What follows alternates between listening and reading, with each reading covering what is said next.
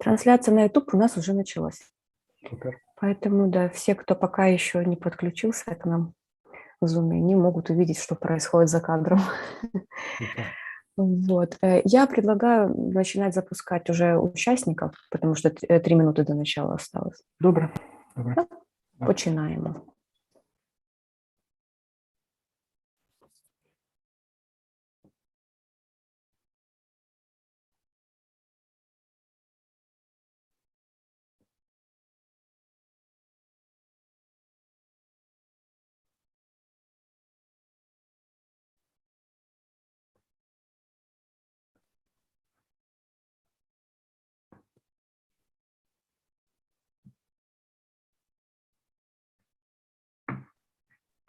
Добрий день. Добрий. То, що ви мені скинули зараз, це пише невалідний ID, я зайшла через Facebook. Що ж таке, вибачте, це Та нічого страшного. якась технічна. Добрий Нічого день. А я страшного. нормально по тому посиланню зайшло. Спокійно. Там, напевно, їх наплуталось багато, цих посилань, може, десь там. Мабуть. Так буває. Так. Всім доброго дня. Доброго. Доброго. Доброго дня. Доброго. Доброго, Наталя. Доброго дня. Доброго дня.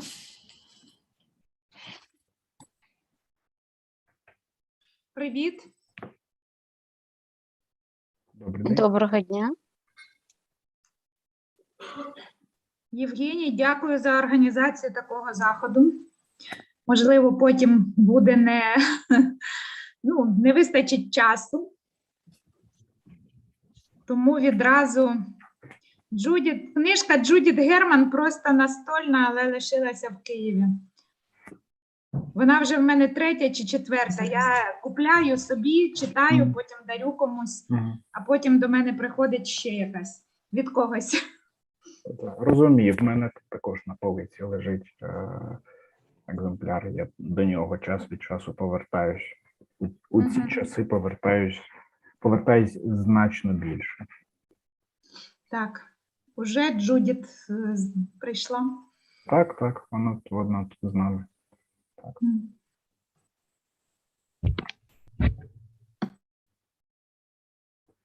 Дякую вам, Олена, за зворотній зв'язок.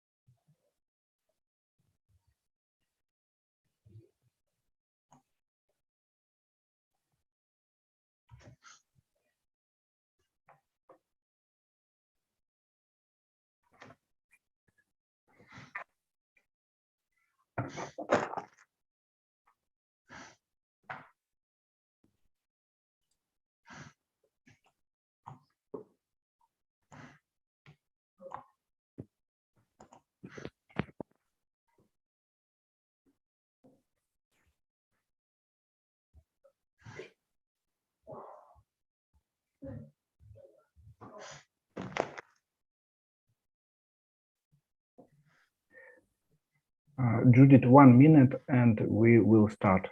Okay? Okay.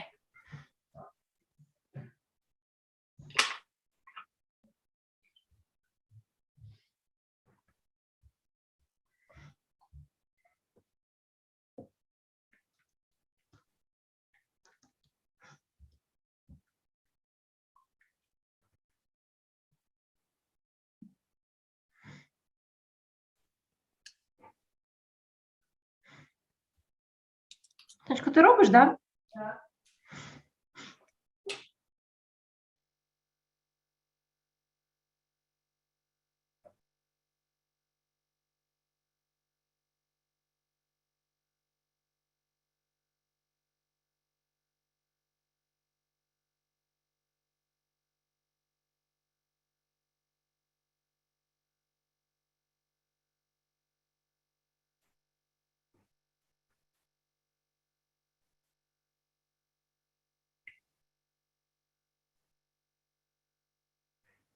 Добре, давайте починати.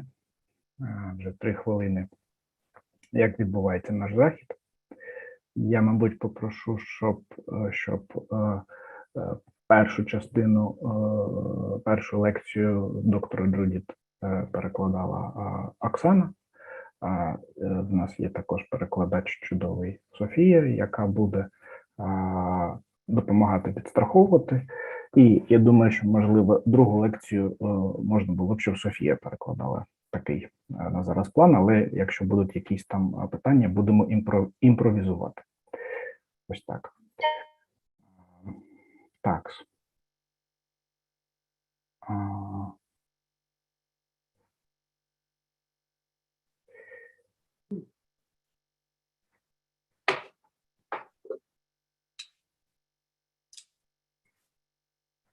Так, Оксана, скажіть, будь ласка, мене добре чутно? Що ти? Так. Добре.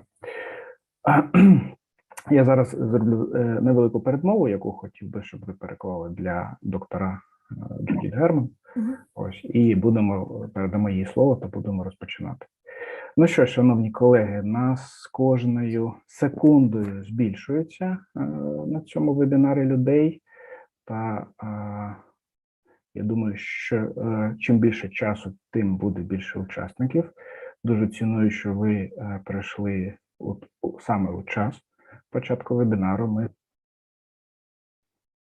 Ми з доктором Джудіт Герман чекали зустрічі з вами. Ось я зроблю маленьку передмову, зразу передам доктору Герман слово. Ось в нас буде сьогодні продовження нашого волонтерського проєкту, спрямованого на особливості психотерапії для людей, що постраждали від сексуального насильства внаслідок військових дій на території України. Шановна доктор Джудіт Герман приєдналася до нашого волонтерського проєкту. Для вас зробить цікавий вебінар, який буде включати 2 лекції.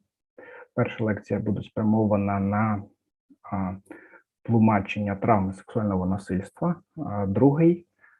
Друга лекція буде присвячена особливостям психотерапії, психологічної допомоги людям, що постраждали від сексуального насильства. Там, наскільки я знаю, будуть особливості саме групової психотерапії.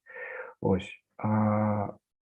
Захід буде проходити таким чином, що спочатку буде лекція, а потім ваші запитання по тому матеріалу, який ви почуєте. Попрохав би вас про таку річ, щоб під час лекції доктора Джудіт у вас був вимкнений звук, ви його не вмикали, щоб не збивати роботу доктора Герман та перекладача, будь ласка. Це моє прохання. Ось. Ну що ж, я бажаю вам усім такого корисного вебінару та занурення у дуже важливий методологічний матеріал. Ось, будемо розпочинати. Передаю слово доктору Герману, будь ласка. Okay, the numbers of participants are getting bigger every time, and we've been really looking forward to meeting you today. This is the sequel to our volunteer project. And today, Dr. Judith Herman kindly agreed to participate with us and teach about features of psychotherapy of people who suffered the trauma of sexual assault in wartime in Ukraine. And there will be 2 lectures at today's webinar. One is dedicated to the interpretation of trauma of sexual assault, and the second lecture will be dedicated to the features of group therapy with people who suffered from sexual assault. And we will work in the following way. First, we will listen to the lecture, and then everyone will be able to ask questions related to that lecture, and then the next one, and questions again. And we kindly ask you to turn off your mics during the presentation so you don't interfere with the lecture. And then we wish you all a useful and productive webinar, and I'm pleased to give the floor to Dr. Judith Herman. Thank you so much, Dr. Riaboy. It is an honor to be here. I am glad to be able to help out any way I can. Дякую дуже, доктор Рябой. Я дуже рада тут сьогодні бути. Для мене велика честь допомогти будь-як, наскільки це можливо. This first hour, I'd like to talk about the impact of sexual assault and both in wartime and in peacetime, and to set the stage for talking about treatment. На цій першій лекції я б хотіла поговорити про вплив травми сексуального насильства як під час війни, так і в мирний час, і таким чином підготувати ґрунт до розповіді про лікування цих станів.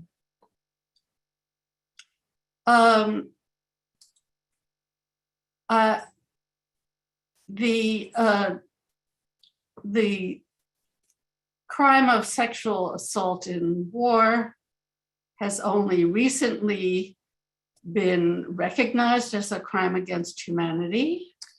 Злочин сексуального насильства під час війни лише нещодавно було визнано як злочин проти людства. And I think it has only recently been recognized that this, though this occurs pretty much in every conflict we know about since ancient times, it's often been thought of as an aberration, something committed by undisciplined troops. But in fact, it is a weapon of war. І лише нещодавно було визнано, що такі злочини є дуже поширеними під час усіх військових конфліктів, починаючи зі стародавніх часів. І раніше вважалося, що це проблема недисциплінованих військ, але зараз ми вже знаємо, що це є зброя у війні. I'm quoting here from a report by the first special rapporteur of the United Nations, only since the 1990s, since the Beijing conference on the status of women, we have had a special human rights rapporteur on violence against women. І зараз я тут цитую з першої доповіді спеціального доповідача ООН. Це відбувається з 1990 року після Пекінської конференції, яка була присвячена правам жінок. As you see, the special rapporteur, Radhika Kumaraswamy, speaks about violence against women as a means of humiliating the opposition, the enemy, as a conflict between men over the bodies of women. І тут спеціальний доповідач, я цитую тут її слова, вона пише, що зґвалтування є засобом приниження супротивника, і це є властиво битва між чоловіками за тіла жінок. I would like to add that although the violence is mainly directed against women and girls, men and boys are also sexually assaulted in war. Але тут треба також сказати, хоча цей злочин спрямований передусім проти жінок і дівчат, однак від нього страждають також чоловіки і хлопчики. And the purpose seems to be to demoralize the population under attack by shaming them. І виглядає так, що метою його є деморалізація того населення, на яке чиниться напад, за допомогою засоромлення їх. And the sexual violence, here is the sexual violence begins with rape but doesn't end there. It includes kidnapping of women and girls, keeping them in camps, rape camps, and forcing them to become pregnant. І сексуальне насильство починається із зґвалтування, але там воно не закінчується, воно також включає викрадення жінок і дівчат, утримування їх у таборах, також у таборах зґвалтування, а також змушування їх до вагітності. I'm quoting here from Yakin Ertürk, who is the second special rapporteur on violence against women. Тут я також цитую Якіна Ертюрка, який був другим спеціальним доповідачем стосовно насильства проти жінок.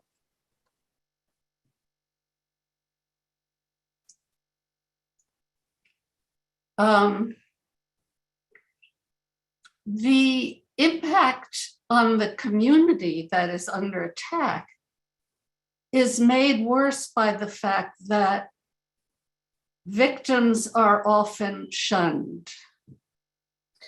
Також той вплив на громаду сексуального насильства погіршується тим, що часто жертв виганяють. Because of the intense stigma that surrounds sexual assault, victims are also often considered dirty, contaminated, untouchable. І через сильну стигму, яка пов'язана із сексуальним насильством, жертви часто вважаються брудними, занечищеними, недоторканими. And if they become pregnant and give birth to babies, often those children are also shunned. І якщо вони вагітнюють і народжують дітей, то часто ці діти також стають ізгоями. So if the impact is to alienate victims from their families, from their communities, then you can see that the best remedy is to embrace the survivors and to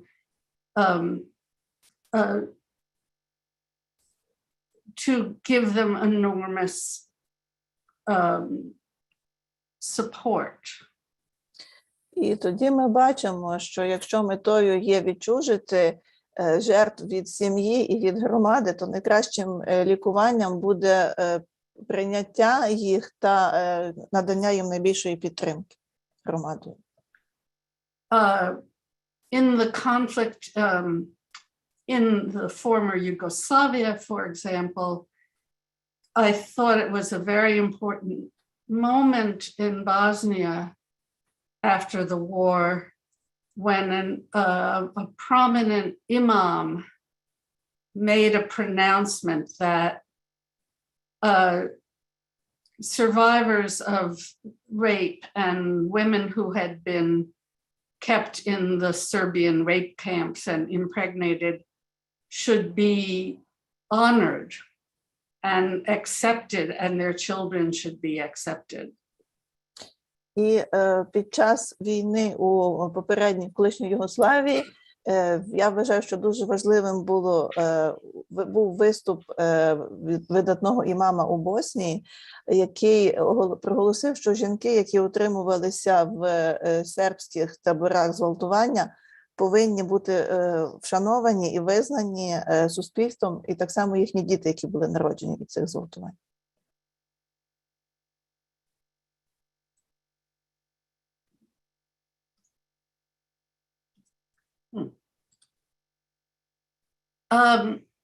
I do want to point out, however, that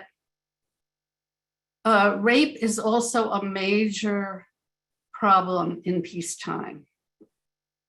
Також хочу наголосити на тому, що зґвалтування залишається великою проблемою також і в мирний час.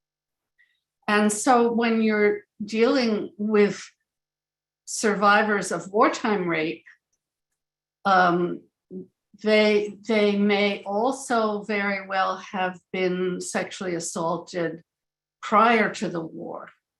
І коли ми маємо справу з жертвами сексуального насильства у військовий час, цілком ймовірно, що вони могли постраждати від такого злочину і раніше у мирний час. The data I'm showing you are from the United States. This is a very large random sample epidemiological study that basically found that close to 20% of adult women reported having been raped and 3% of men. Ці дані, які зараз я вам показую, це є дані з дуже великого епідеміологічного дослідження у Сполучених Штатах, рандомізована вибірка, яка вказує, що близько 20% дорослих жінок, які взяли участь у цьому дослідженні, повідомили про зґвалтування, і близько 3% чоловіків також. By the way, when men are assaulted, it is almost always by other men. І, до речі, якщо напад здійснюється на чоловіків, то він практично завжди також здійснюється іншими чоловіками. And I'd like to contrast the experience of physical assault, where men actually experience this more commonly than women. Я б хотіла протиставити це досвіду фізичного насильства, від якого чоловіки насправді страждають більше, ніж жінки. But men are usually assaulted by strangers. The example would be a fight in a bar room, whereas women are usually assaulted by people, husbands, family members, people they know. Але якщо чоловіки зазвичай зазнають напади незнайомців, прикладом може бути бійка у барі, наприклад, то жінки зазвичай страждають від знайомих людей, від чоловіків або від членів сімей, наприклад. And the most common example would be domestic violence, battery. І найбільш типовим тут прикладом є побиття внаслідок домашнього насильства. Some people might interpret these data as evidence of simply of the fact that the United States is very decadent or corrupt or immoral. But in fact, wherever these data have been replicated, and they have mostly been replicated in wealthy countries in peacetime,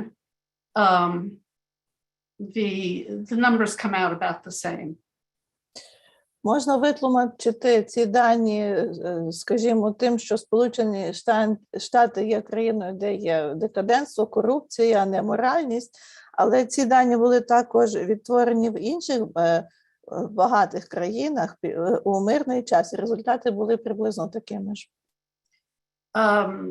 I think the data on sexual assault really are evidence of the status of women, the subordination of women. Я думаю, що такі дані в першу чергу є свідченням становища жінки у суспільстві, її підкорення.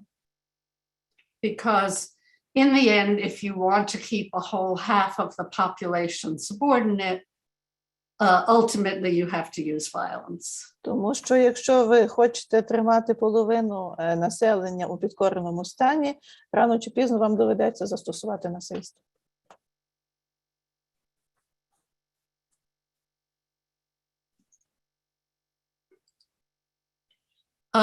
The other point I want to make about sexual assault in peacetime, and I think this is true in wartime as well, is that it mainly affects young women and girls.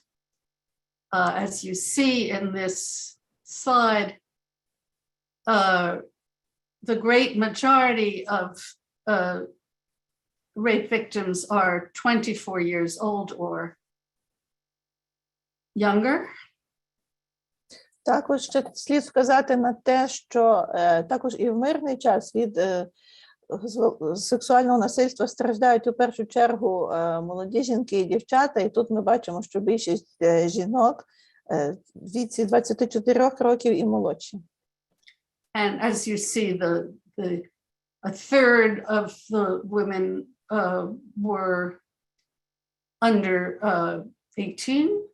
І ви бачите, що третина з цих дівчат молодші 18 років. And over 20% were under 12. А більше 20% навіть молодші за 12 років. And I think this is also true generally. Я думаю, що це загалом також правда. I think this is one of the reasons that, again, these are data from the United States, but this is a wealthy country in peacetime, and the prevalence of post-traumatic stress disorder in the general population is twice as great for women as it is for men. Також це є дані Сполучених Штатів, і це багато країни у мирний час, але ви бачите, тут стосовно поширеності ПТСР, частота ПТСР у жінок вдвічі вища, ніж у чоловіків.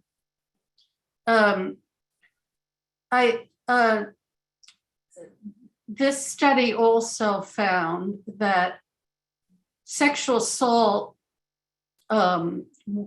along with combat, was among the most likely forms of trauma to result in persistent post-traumatic stress disorder.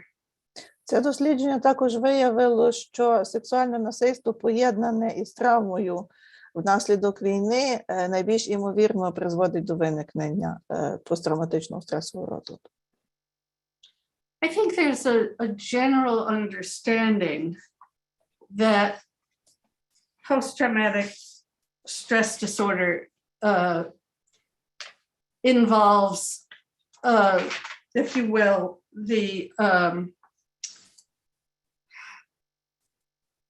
a disorder of the fear system, that when people are terrorized and helpless and fight or flight is impossible, then the fight, flight, and freeze responses, which are hardwired in us, as in many animals, seems to be, it doesn't go away when one is back in a safe situation. One continues to be wired as though danger were present at every moment.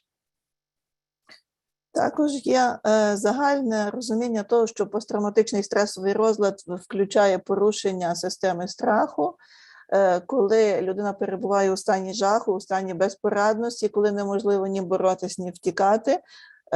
Тобто ми знаємо, що ці реакції боротьба, втеча і застигання, вони як закладені в нашій нервовій системі всіх савців.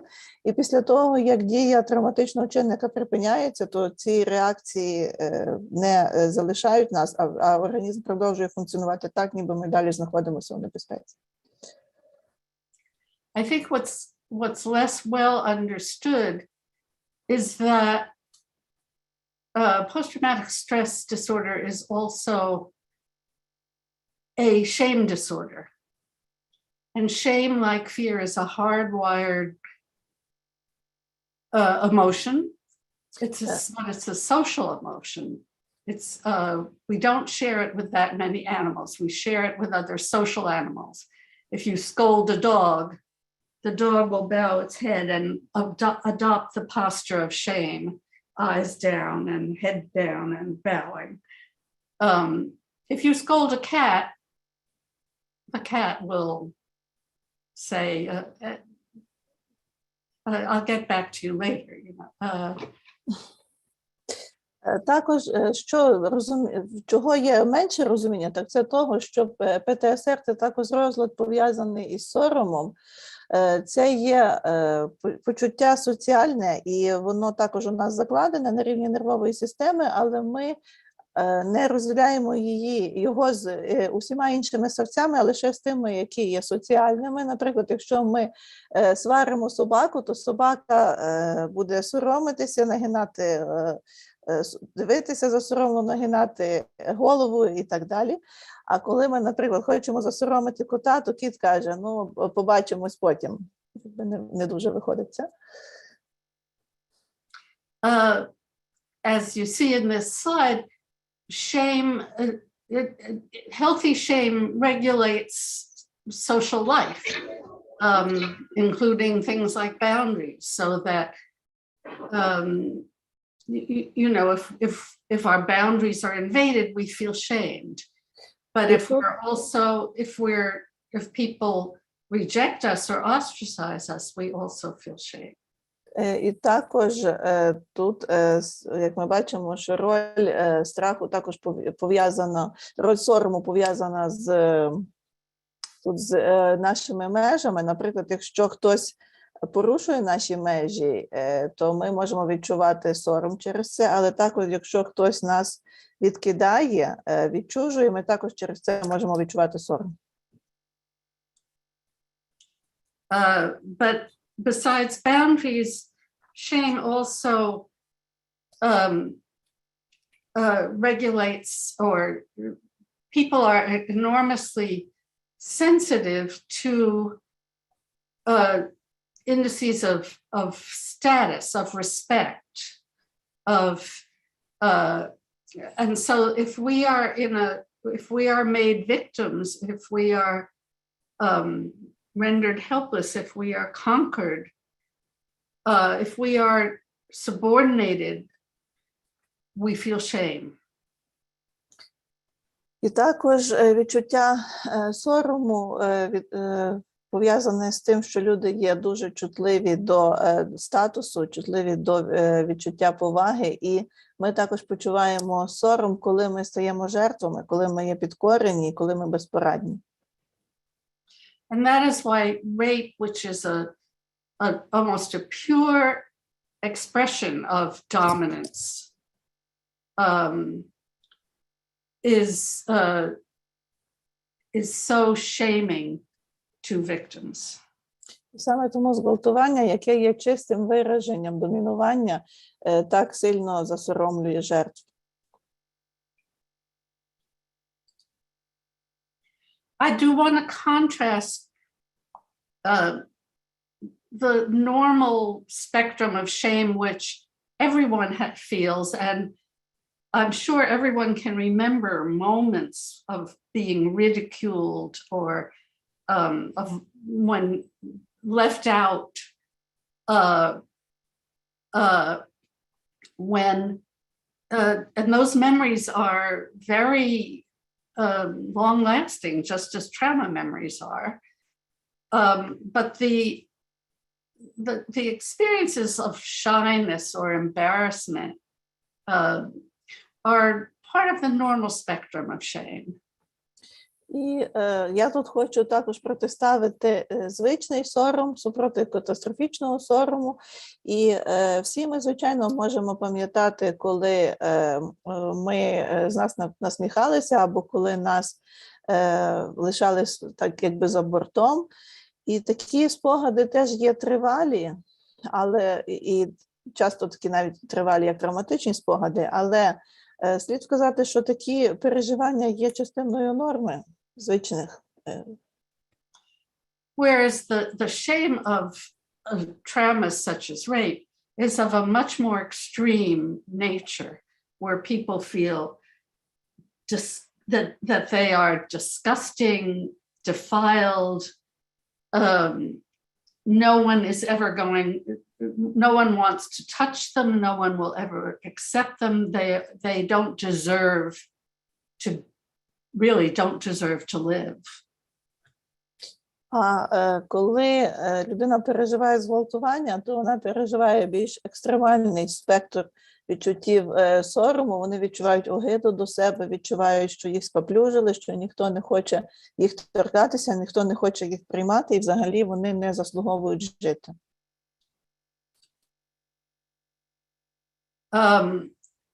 Again, this is what we would call softcore pornography. Тут ми бачимо те, що ми називаємо м'якою порнографією. I show it partly to, there is a worldwide market, a huge worldwide market for this sort of imagery, reminding us that the sexual assault against women is often part of ordinary erotic fantasy. Тут ми бачимо, що є взагалі світовий поширений ринок таких образів, таких картинок, і ми бачимо, що на них сексуальне насильство є частиною звичних емоційних фантазій, пов'язаних з сексом. And I show this partly to remind us all that violence against women is eroticized and is part of a very lucrative worldwide industry. І також цим я хочу нагадати, що насильство над жінками еротизується і є також частиною світової індустрії. And also to illustrate the posture of shame. Some of you, here's the bowed head, the averted gaze, the bent shoulders from someone who is rendered powerless. І тут ми бачимо також на цьому зображенні позу, сорому, опущену голову, погляд з-під лоба, опущені плечі. Тобто це є поза людини, яку поставили в безпорадне становище. And also I think some of you may recognize the facial signs of the stare and the empty eyes of a dissociative state. І також ви можете тут розпізнати ці пусті очі, цей погляд, який зустрічається при дисоціативному стані. This is again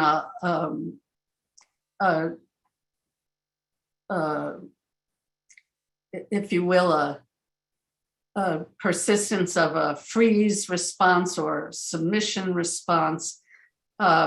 Again, when fight or flight is impossible, victims often will say, I left my body doesn't belong to me. I went up on the ceiling and I watched what was happening to that poor girl, but it wasn't me. Також ми бачимо тут стійку реакцію застигання, коли є дисоціація, коли в такому стані жертви повідомляють, що вони полишили своє тіло, піднялися на стелю і спостерігали за тим, що робиться з цією бідолашною дівчиною, але це була не я. The earlier in life this begins, the longer it's repeated, the more violent the assaults, the more likely the victim is to develop a dissociative disorder, depersonalization, derealization, fugue, or even a dissociative identity disorder. І чим раніше починається таке насильство, чим довше воно триває, чим більше воно виражене, то тим більша ймовірність того, що в таких пацієнтів розвинеться дисоціативний розлад, деперсоналізація, стани фуги, але і також навіть у важчих випадках дисоціативний розлад особистості. By the way, this combat veterans also dissociate, and prisoners of war often teach one another how to enter trance states in order to withstand torture. І ветерани війни, а також полонені, також можуть мати дисоціативні розлади, і іноді вони навчають один одного, як впасти в стан трансу для того, щоб витерпіти тортури.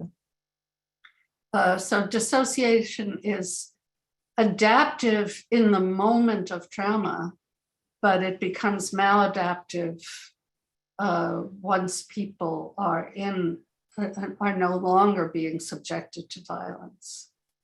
І стан дисоціації носить адаптивну функцію у сам момент травми, але він стає дезадаптивним, коли цей момент минає і людина повертається до звичного життя.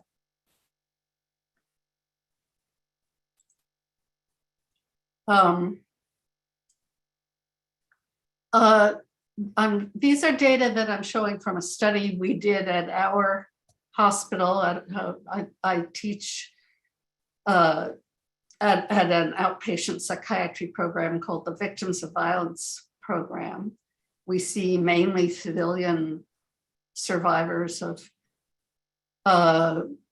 interpersonal violence, sexual abuse in childhood, sexual assault, domestic violence. We also see some refugee asylum seekers. Це є дослідження, яке ми проводили на базі нашої лікарні, і також нашого амбулаторного центру. У нас є програма для жертв насильства, де ми приймаємо переважно цивільне населення жертв інтерперсональних конфліктів, домашнього насильства, зґвалтування, але також у нас трапляються там і біженці, які шукають політичного притулку. And the data show that shame, dissociation, and post-traumatic stress disorder are intimately related, and that shame is also a very powerful predictor of suicidal thoughts and plans. І тут показано зв'язок між соромом, ПТСР, дисоціацією, а також вказано на те, що сором часто є предиктором суїцидальних думок і суїцидальних планів.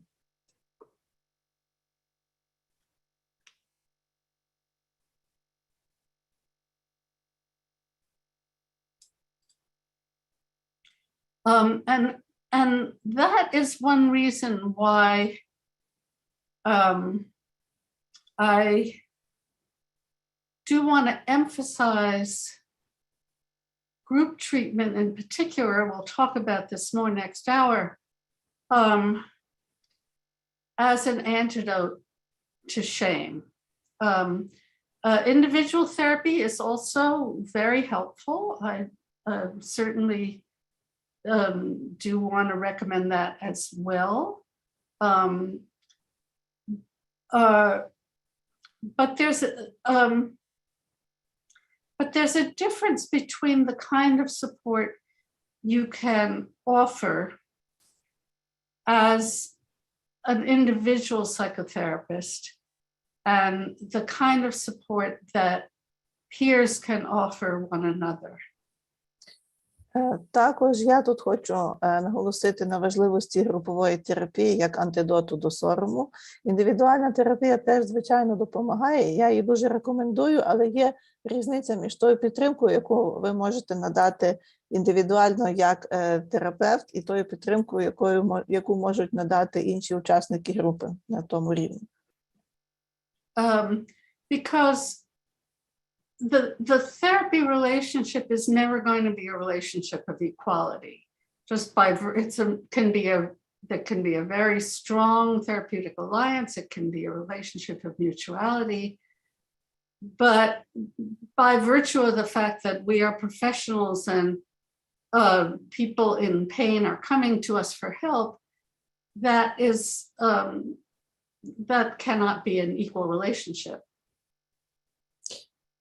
Терапевтичні стосунки ніколи не будуть стосунками рівності. Вони можуть бути стосунками з взаємності, і може бути терапевтичний альянс сильний, але через те, що ми є професіонали, і до нас люди звертаються за допомогою, то повністю рівними ці стосунки ніколи не можуть бути.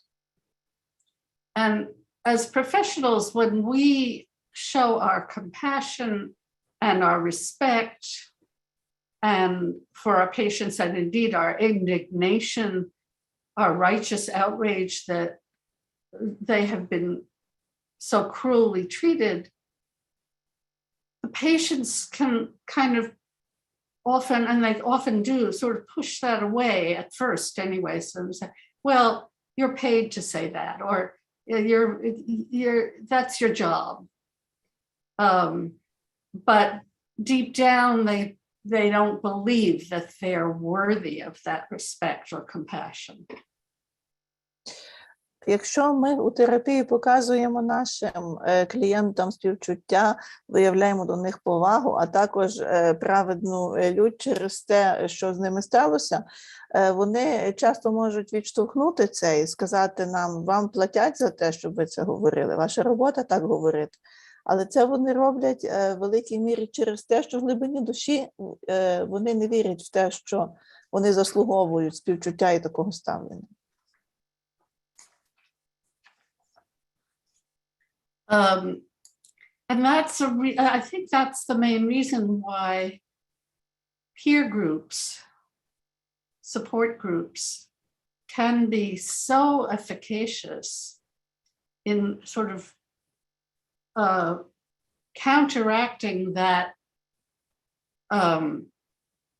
those ruptures of connection that happen when people are sexually assaulted. І я думаю, що це є основна причина, чому, власне, такі групи підтримки є дуже ефективні для того, щоб налагодити ці зв'язки суспільні, які були порушені під час такого злочину, як зґвалтування. We have quite a good evidence base and have had for quite some time that group psychotherapy is a very useful modality for people with PTSD. У нас є хороша доказова база, і вона існує вже тривалий час, яка вказує на те, що групова терапія дуже корисна для пацієнтів з ПТСР. But I think the other reason I'm going to talk so much about groups is I think that they are generally underutilized. People don't get good training in how to do them. And there are various practical obstacles, but certainly for people, when we're dealing now with great numbers of refugees, it can be very advantageous also to offer groups where people not only receive help but give help to one another, and that really does build connection and also self-esteem and pride, that they also have something, that people who feel so disgraced and dirty and have something to avoid, have something to offer one another. Також я говорю про групову терапію так багато через те, що я вважаю, що її використовують недостатньо. Можливо, через те, що є брак навчених терапевтів, можливо, через якісь практичні перепони, але для великої кількості біженців, як, наприклад, у нашій ситуації, групова терапія має великі переваги, тому що у групі людина може як надати допомогу, так і отримати допомогу.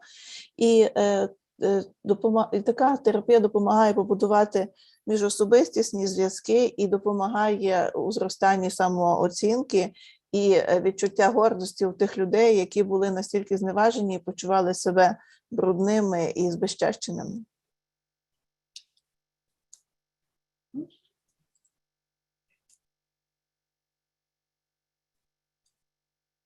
And so finally, I also want to think of groups as a way for survivors to begin to feel empowered and to feel that they have nothing to be ashamed of, that in fact, this is not their personal problem. This is a worldwide problem, both in wartime and in peacetime. And so with that, why don't I stop here and let's open the floor to questions. І також я вважаю, що це хороший спосіб для того, щоб дозволити постраждалим від зґвалтування відчувати, що вони повертають собі відчуття спроможності, що вони не мають чого соромитися, і що проблема зовсім не в них, а це є загальнолюдська проблема як під час війни, так і під час мирного часу. І що вони можуть повернути собі місце в суспільстві і відчуття гідності. Зараз ми закінчили і можна ставити запитання, у кого є запитання. У меня есть вопрос. Я хотел бы, чтобы мы обсудили, групповая терапия полезна также в случаях, когда группа состоит из людей, переживших похожие события, например, из беженцев или только шла в среднюю комнату, решила, что Константина будет орать, что там не принял. Что я вернулась в среднюю комнату. Вебинар, что они так фиксировали? Это не у меня, не отключайте. Он большой был, мы просто просвистели все. Ну да. Они не анонсировали семьи. Можно выключить посторонних людей?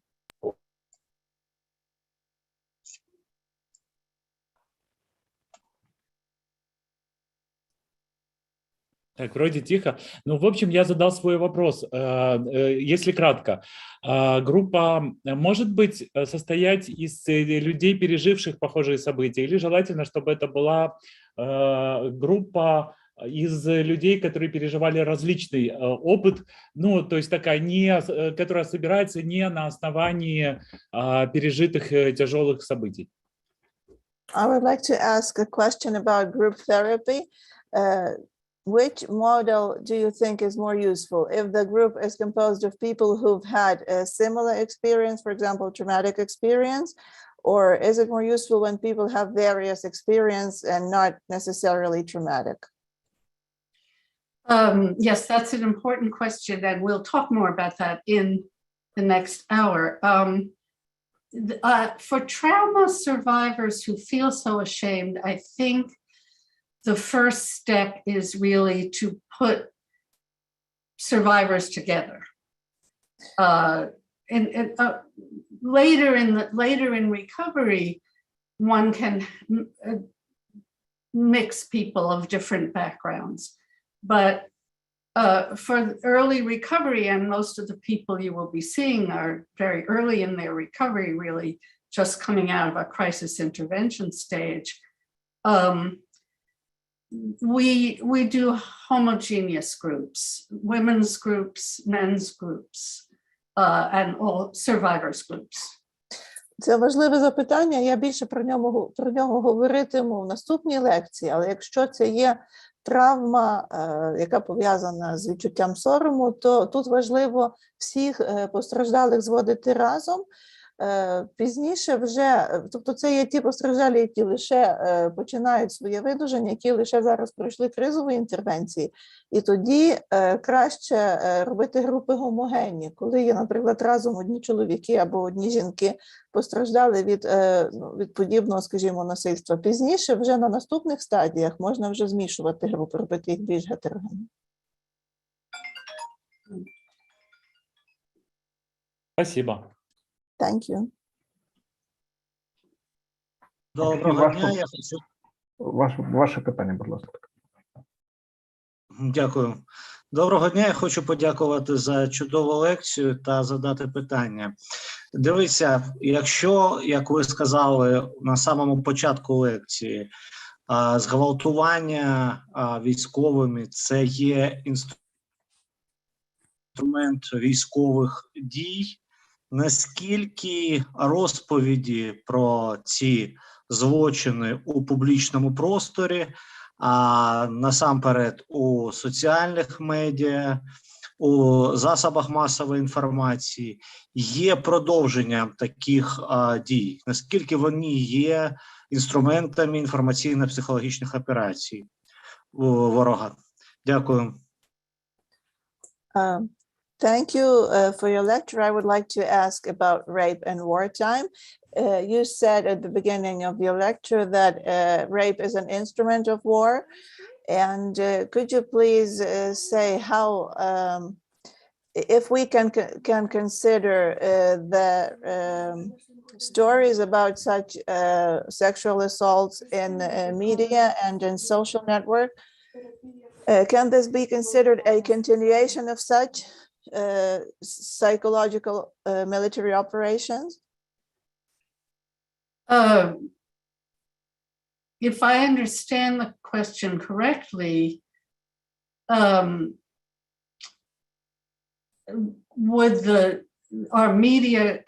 media reports of sexual assault add to the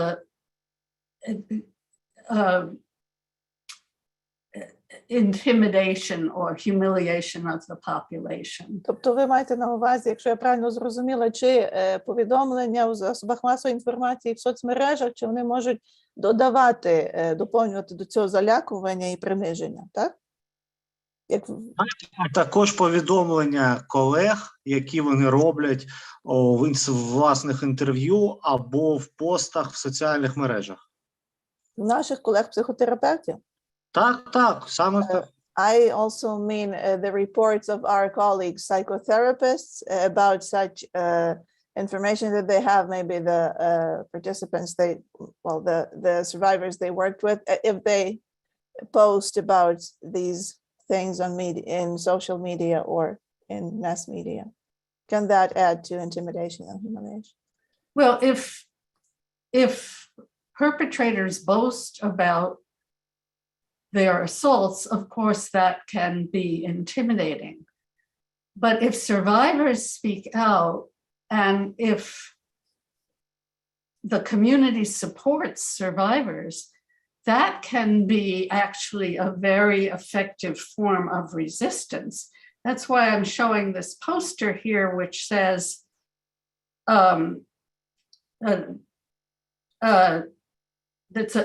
it's in the US, there's now a tradition of women's demonstrations called Take Back the Night.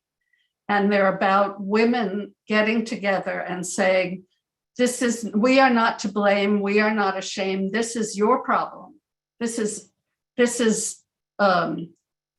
the problem of the abusers, not the problem of the victims.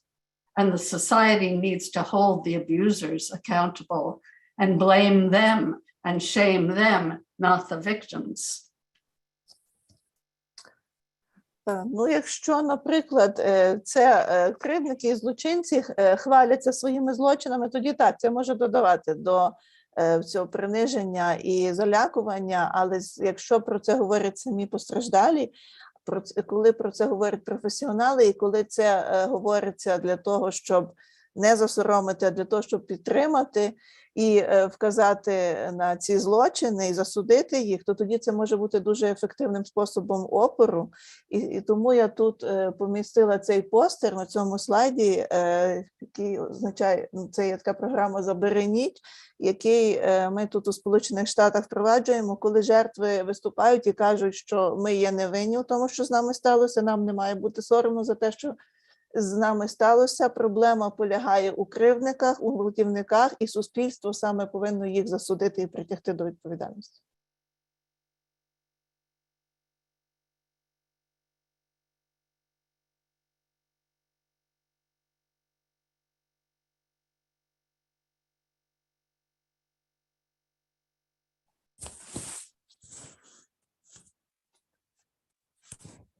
Any other questions? Ще запитання? Є питання у чаті. Yes, of course. There are questions in the chat. Скористаю своїм правом безпосередньо питання задати. Гарного дня. Скажіть, як можуть вплинути на статеве життя сексуальні злочини московських військовослужбовців РФ на подальшому під час російсько-української війни? Ви маєте на увазі на сексуальне життя постраждалих? Так.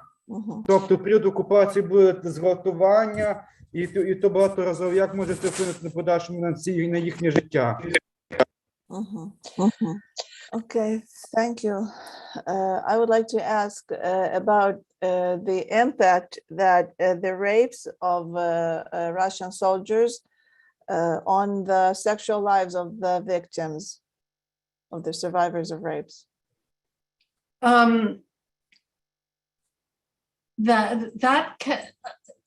That depends a great deal on how their intimate partners treat them. A lot of times people who have been raped will have flashbacks with reminders of the rape. That's part of post-traumatic stress. So if their partners are gentle and understanding, and if they can accept that their sex lives may have to change for a while, that fosters healing. But unfortunately, in many intimate relationships, women are accustomed to simply doing what their partners want, because dominance and subordination are eroticized in peacetime as well. And so if that's the case, survivors are going to have a very hard time with sexual relations. So it all depends really on whether the partners can develop a new way of relating sexually in which the woman's desire is respected. Ну, це залежить в великій мірі від інтимних партнерів цих людей, тому що під час статевих стосунків у таких людей можуть часто бути флешбеки, які нагадують їм про зґвалтування. Це є частина посттравматичного стресу. Якщо їхні партнери будуть ніжними, люблячими і розуміючими, якщо вони приймуть той факт, що якийсь час їхнє статеве життя має змінитися, то тоді це прискорюватиме зцілення. Але, на жаль, жінки наші часто звикли робити те, що хочуть їхні партнери, коли є таке домінування, і воно навіть є у мирний час, і тоді в такому випадку постраждалим буде дуже важко адаптуватися і важко зцілитися. Тобто це залежить насамперед від їхніх партнерів, чи вони зможуть встановити і прийняти цей новий спосіб статевих стосунків, сприйняти те, що їхнє статеве життя може на деякий час змінитися. Тобто це залежить передусім від партнерів. Thank you for the answer. Thank you so much.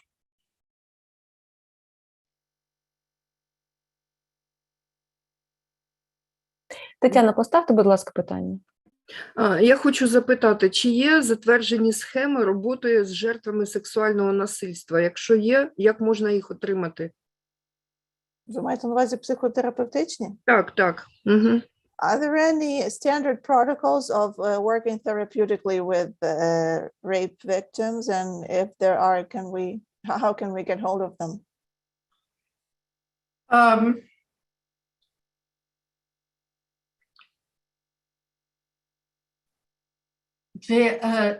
Let's see.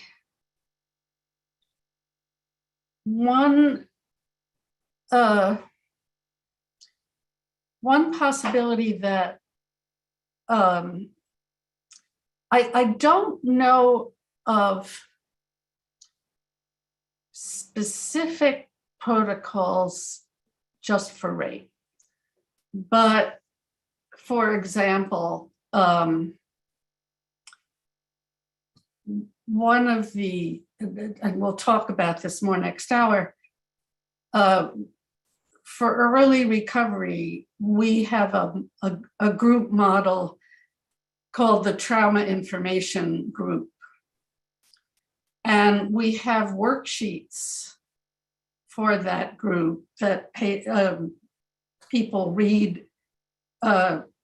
during the group meeting and then discuss. There are 10 topics for the 10 group meetings.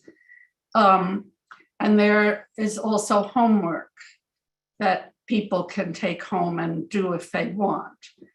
And the worksheets are available for individuals to use as well. And so they can be utilized, for example, in individual psychotherapy. They're in English, of course, but we have we published in 2018, we published a manual for that group model, and it includes the worksheets, and I can certainly share the worksheets if Oksana is willing to translate them, and they can be distributed to the group, to your group. Okay. Ну, наприклад, є, я не знаю, чи є такі специфічні протоколи саме для зґвалтування, але я вам можу сказати, що в нас є така модель для раннього втручання, яка називається група інформації про травму. І в цій групі ми використовуємо спеціальні такі робочі заготовки, скажімо так, які там є 10 тем, по одній на кожну групу, є 10 занять, і на групі учасники обговорюють ці питання і дискутують над ними. Також, якщо вони хочуть, вони можуть виконувати і домашні завдання. Ці набори питань, вони також доступні для індивідуальної терапії, можна використовувати в індивідуальній терапії. Вони є, звичайно, англійською мовою, і в 2018 році ми опублікували посібник для цієї групової моделі, і, звичайно, що я можу їх вам надати, щоб ви могли собі перекласти і користуватися. Дякую за відповідь. Thank you for your answer. Okay, first of all, Judith, I would like to thank you that you are here with us. I was reading your book, and it was the great book, and thank you that you help in Ukraine. So I have a question. Do you have some ideas to working with the sexual abuse trauma which happened during the war, but we have the war which is ongoing and continuing, and there are not a lot of possibility, so like the months from the event has gone, and we can make a PTSD diagnosis and etc. And we assume that there are a lot of triggering situations now, even that news that are ongoing and etc. And more than that, we can assume that we have not so many possibilities for that women to have a normal way of therapy being proceed. So my question is, do you have the ideas, and like it was the group of that early information group, some ideas like to have these seeds of post-traumatic growth or recovery to be planted now in the circumstances that we have now, even we cannot have the PTSD to be diagnosed, and what we can do in the circumstances when war is going on and it hasn't stopped, and we even don't know how long it will take to finish the war. Well, do you want to translate that? Перекладати себе? Сама перекладати? Так, я маю питання таке. Я подякувала Джудіт, що вона є з нами. А питання моє таке: як ми можемо працювати з травмою, яка ще не стала ПТСРом, а відбувається прямо під час війни, яка продовжується, яка буде тригеруватись, і може в неї є ідеї якісь про такі ранні втручання, які могли би щось зробити з тим, щоб такі зернята відновлення і посттравматичного зросту були закладені, попри те, що ми не можемо робити нормальну терапію, бо фактор, який триває, він може бути, що навіть ще не закінчився, буде багато тригерів і багато речей продовжуватися. Well, first of all, I'd like to say that I think you are planting the seeds right now by doing this kind of training. And hopefully you will have the possibility of working with refugees.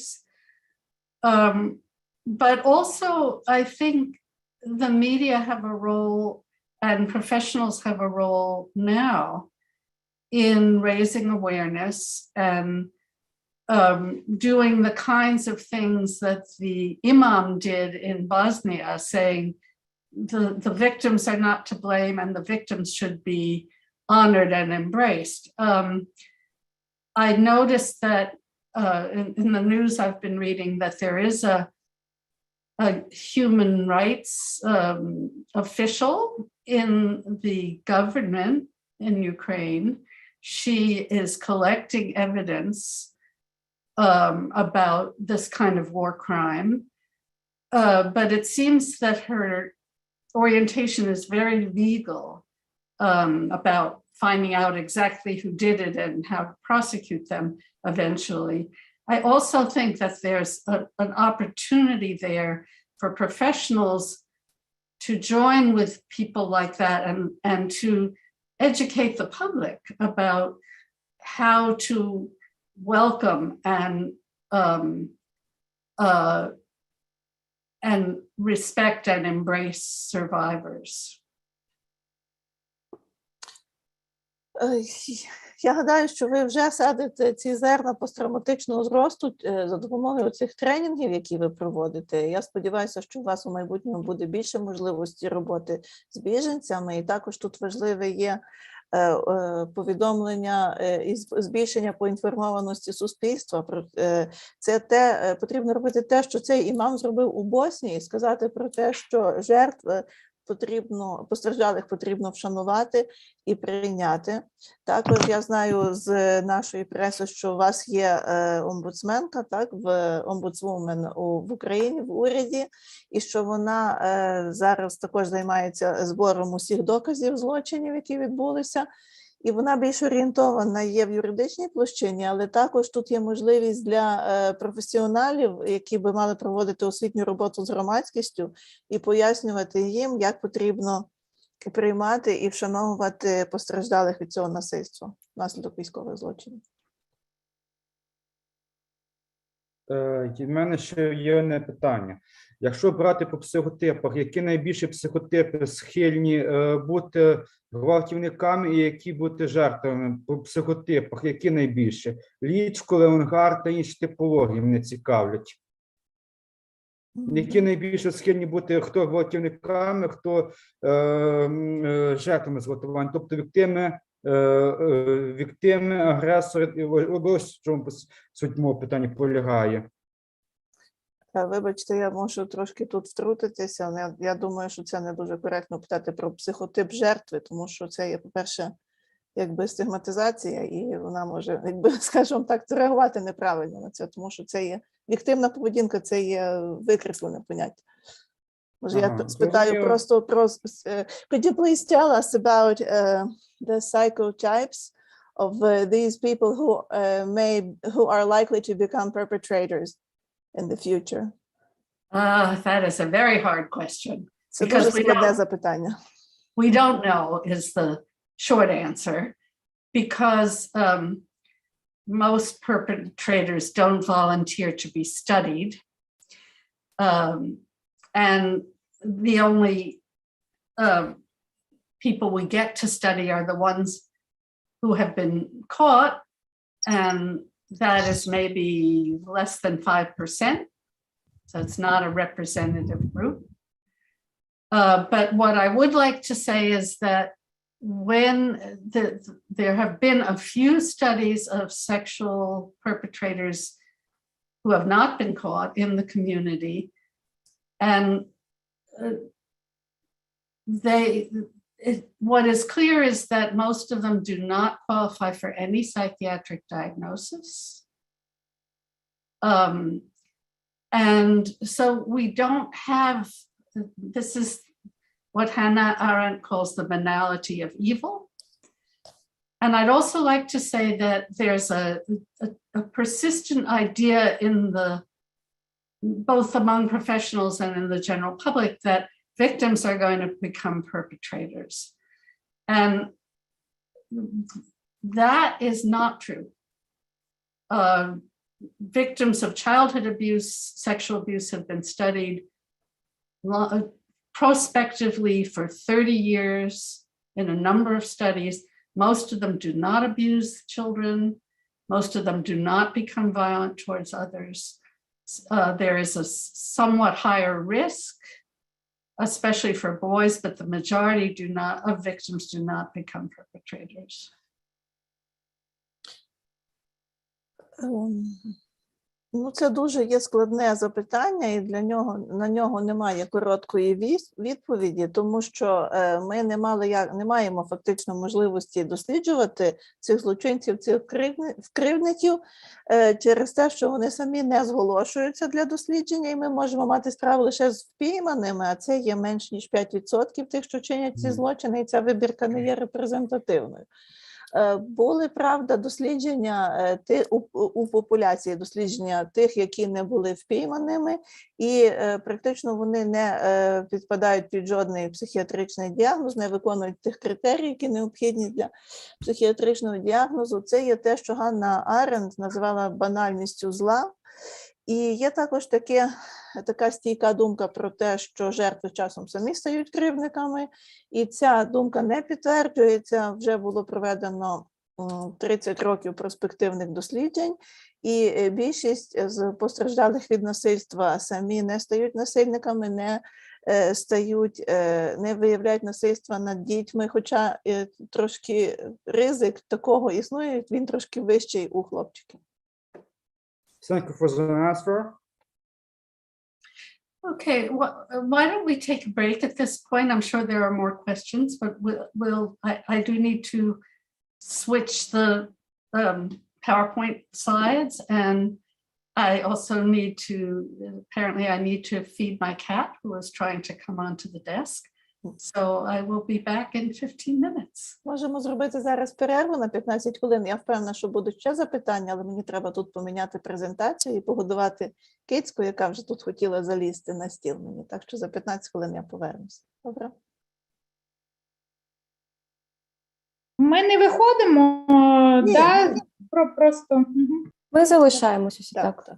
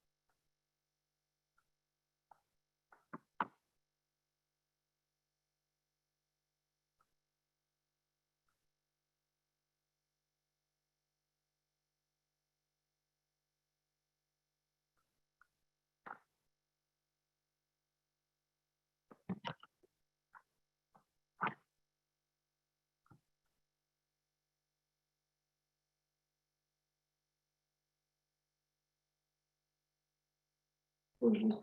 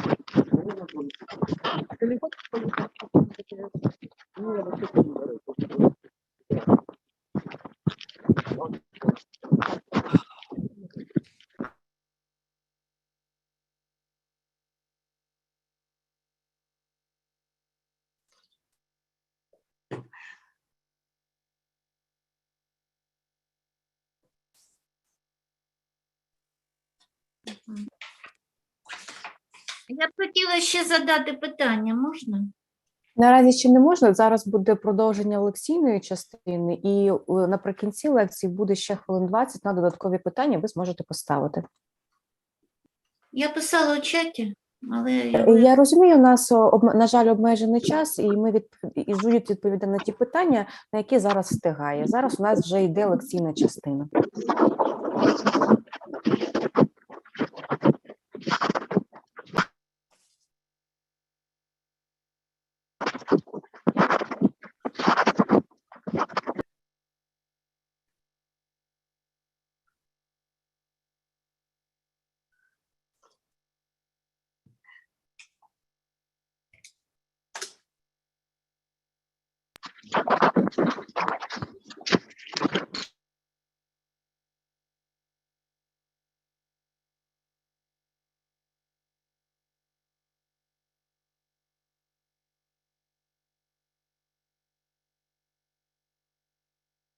На будь-якому, просто прямо. Я б уже відповідь би отримала. У нас наразі лекційна частина. Зараз Оксана або Софія приєднаються, і ми продовжимо. У нас є чіткий регламент. Лекція, питання, лекція, питання. So why don't we get started again? Отже, починаємо знову. Продовжуємо.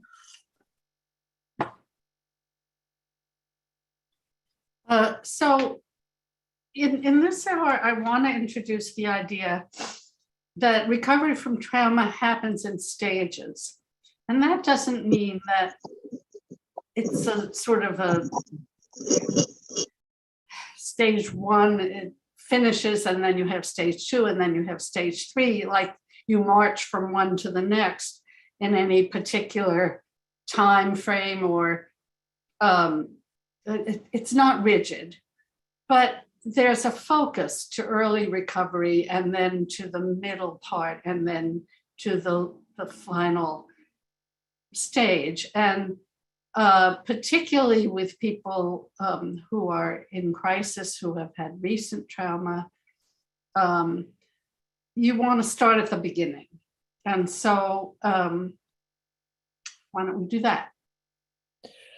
Отже, зараз ми говоритимемо про стадії видужання, і тут це не означає, що спочатку так от строго є ригідно перша стадія, потім друга, потім третя, і людина просто переходить від однієї до іншої, якийсь специфічний проміжок часу. Але тут швидше слід звернути увагу на те, що ми зосереджуємося, фокусуємося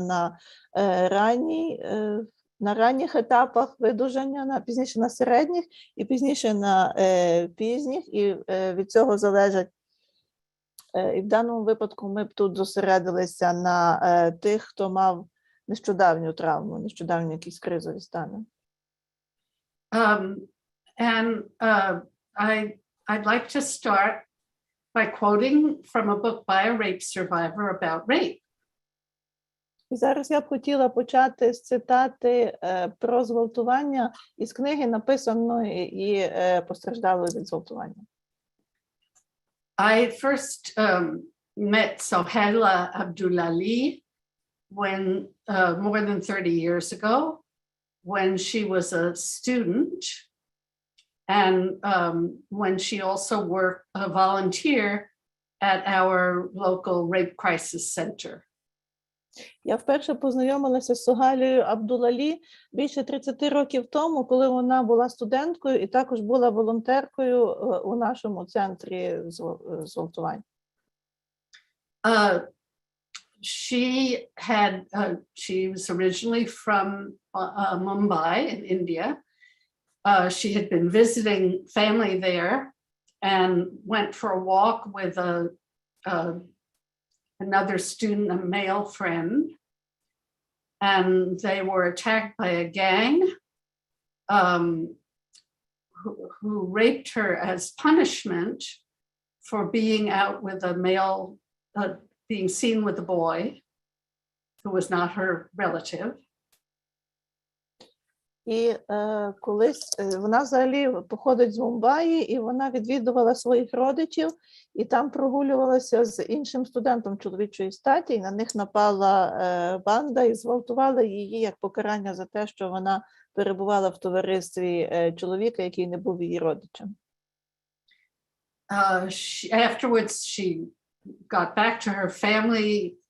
Her parents were very supportive.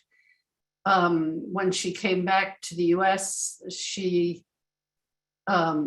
was helped. She got a lot of help from our rape crisis center, and then she also decided to volunteer there. Коли вона повернулася назад в Сполучені Штати до своєї сім'ї, то батьки її дуже підтримували. Вона також отримувала професійну допомогу і вирішила стати волонтеркою у нашому центрі з допомоги при зґвалтуванні. She made a good recovery, and then she went on with her life, and she thought she had got married, had children, thought this was behind her. And then I think in about 2015, there was a horrifying rape incident, also a gang rape, where the victim died from her injuries. And after that, she felt that she had to write about rape. І вона видужала, подолала усі ці проблеми, вийшла заміж, народила дітей, і їй здавалося, що це все вже в минулому, поки в 2015 році не стався ще один жахливий випадок зґвалтування, про який вона довідалася, теж групове зґвалтування, де постраждала, померла від травм, і це спонукало її згадати все це і написати книгу про зґвалтування. From her contacts, from her work at the Rape Crisis Center, she had a lot of international contacts with women's groups in other countries. And so the book she wrote involved testimony from survivors in many countries, and it has a very international perspective. І завдяки своїй роботі у Центрі з допомоги при зґвалтуваннях в неї з'явилося багато міжнародних контактів, і в свою книгу вона включила багато свідчень про зґвалтування від постраждалих з усього світу, тому її книга має такий дуже інтернаціональний погляд розгорнутий. So here are the Abdullahi guidelines for saving a rape survivor's life. Ось є вказівки від Абдуллалі з порятунком життя постраждалих від зґвалтування. And the first one, the asterisk refers to the fact that she's referring to the victim as she, but recognizing that men and boys also get raped. І тут вказано зірочкою супроти слова «вона». Це тому, що вона використовує це слово, але цим також визнає, що хлопчики і чоловіки також можуть бути зґвалтовані. And the rest of her guidelines are pretty much just guidelines for good therapy. І її ці вказівки є фактично вказівками для будь-якої хорошої терапії. And when she says, don't get so upset that she has to take care of you, that raises the issue of self-care for therapists, because it's hard to hear these stories. And so we'll talk a bit about how therapists take care of themselves. If you're going to do this work, basically you also have to be very mindful of taking care of yourself. And my main guideline for that is don't do it alone. Have a support system.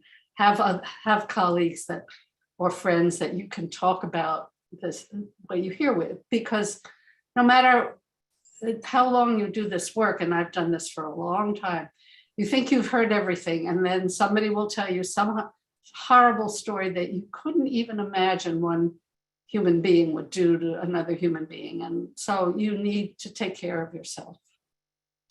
І тут, ви бачите, написано не впадіть зі стільця, так, щоб постраждалі не довелося дбати про вас. Це тут піднімається питання турботи про себе терапевтом, і це питання є дуже важливим, особливо при роботі з таким контингентом пацієнтів. Основне, що нам потрібно пам'ятати, це те, що не робити це наодинці. Нам потрібно для цього мати велику систему підтримки, для того, щоб ми могли обговорити все те, що ми чуємо з іншими.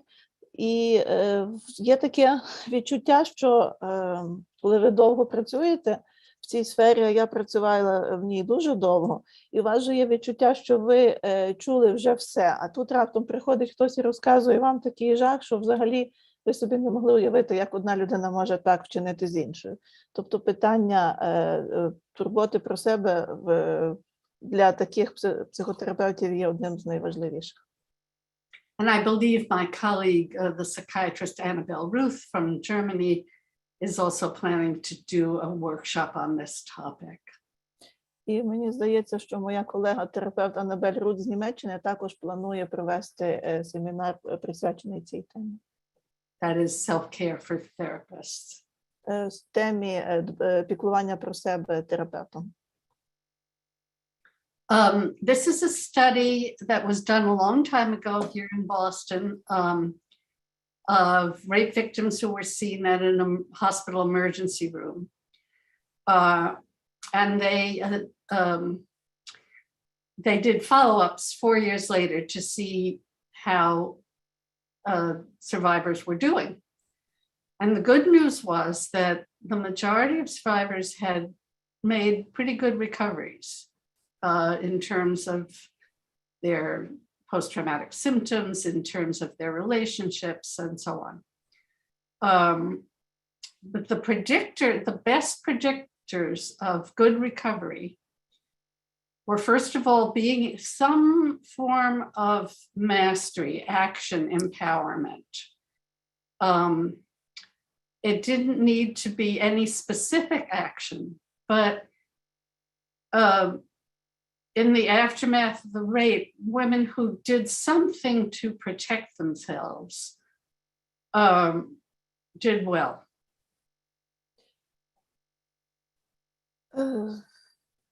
Отже, це є дослідження, яке тут у нас в Бостоні проводилося вже давніше. В цьому дослідженні оглядали постраждалих від зґвалтування, які поступали у відділення невідкладної допомоги. І через 4 роки їх було обстежено знову для того, щоб оцінити їхній стан. І хороші новини були в тому, що більшість цих людей видужали, і в них покращився стан. Зникли посттравматичні симптоми, покращилися стосунки і так далі. Але найкращими предикторами для покращення стану є опанування, дія та взяття влади у свої руки. Тобто це не обов'язково специфічні мають бути дії, але вони дуже допомагають, наприклад, якщо людина щось зробила для себе, наприклад, навчилася самозахисту або щось таке. Some of the actions that people took were things like they changed the locks on their apartment, or they got a dog, or they moved in with other people because they were afraid of being alone if they were living alone, or they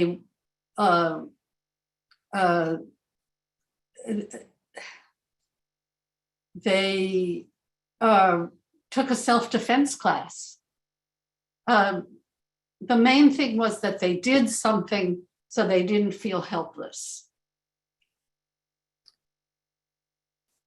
І, наприклад, такі люди могли собі змінити замки в хаті, або могли завести собаку для того, щоб для захисту, або з'їхалися жити з іншими людьми для того, щоб не почуватися такими незахищеними. Хтось міг піти на курси самозахисту, тобто кожен зробив якусь дію для того, щоб не почуватися в цій ситуації безпорадним. And the second big predictor of good recovery was reaching out to other people. And the best situations were, you know, these were survivors who told someone what happened. In the best case, the person they told was supportive and helpful. But there were some who didn't get a supportive response right away, but they kept trying. They reached out.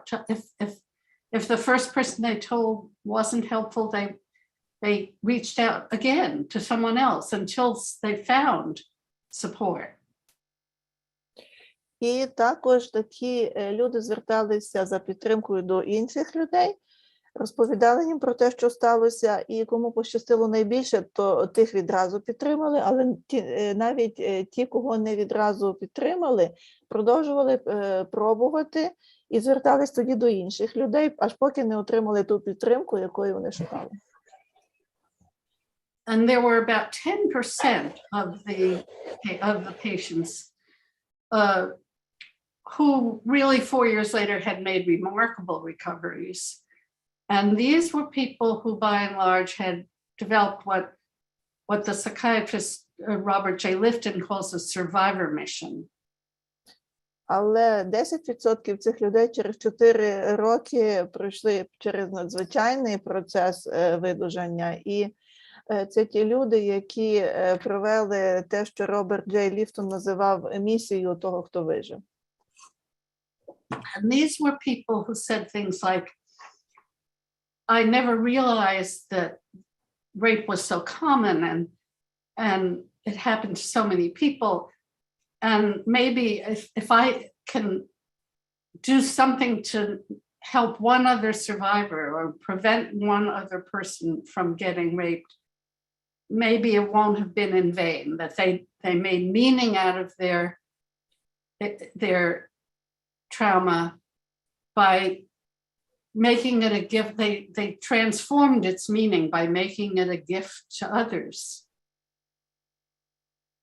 Наприклад, такі люди могли говорити про те, що вони ніколи не усвідомлювали, що зґвалтування може бути таке поширене, що воно трапляється з такою великою кількістю людей, і вони намагалися свого досвіду допомогти комусь, щоб постраждалим, або щоб цього не сталося. Таким чином вони надавали своєму досвіду зовсім іншого сенсу і робили з нього подарунок для інших людей. So these were people who, like Sohaila Abdulali, who volunteered at a rape crisis center or tried to change laws or spoke to the media and said, this isn't just a personal problem. This happens all over and we've got to do something about it. І ці люди, наприклад, як Согалія Абдулалі, ставали волонтерами у центрах з допомоги жертв постраждалим від зґвалтувань, або вони докладали зусиль для того, щоб змінити закони, або давали інтерв'ю у ЗМІ, розповідаючи про проблему зґвалтувань і про її поширеність. The worst recoveries were seen in the patients who remained isolated, who withdrew, who didn't tell anyone, who just, and this is a common symptom of post-traumatic stress, who just wanted to avoid thinking or talking about what happened, but of course they lived it every day. А найгірше було тим, які після цих подій залишалися ізольованими, відстороненими від інших, які не розповідали нікому про свій досвід. І ми знаємо, що типовим симптомом ПТСР є, власне, уникання, і вони намагалися уникати своїх переживань, але, звичайно ж, вони не могли не думати і не переживати цього, вони щодня це робили. A more recent study had really similar findings, that with a very traumatized population of patients, the sense of being able to take some effective action really, this was a larger number of patients, was associated with recovery, and having that sense of purpose in life was even protective against developing post-traumatic stress. І також, це є більш нещодавне дослідження, яке я зараз представляю, і тут багато пацієнтів в ньому взяли участь. Навіть якщо пацієнти були дуже сильно травмовані, то це відчуття спроможності і це прагнення до дії і відчуття наявності мети у житті дуже мало захисну дію і профілактично від розвитку симптомів посттравматичного стресового розладу. So this brings us to, okay, knowing this, how do you work? Отже, це нас призводить до наступного етапу, знаючи це, як нам працювати в даному випадку. And really, if you think of trauma as an experience of being dominated, then you want the therapeutic relationship to be as collaborative as possible.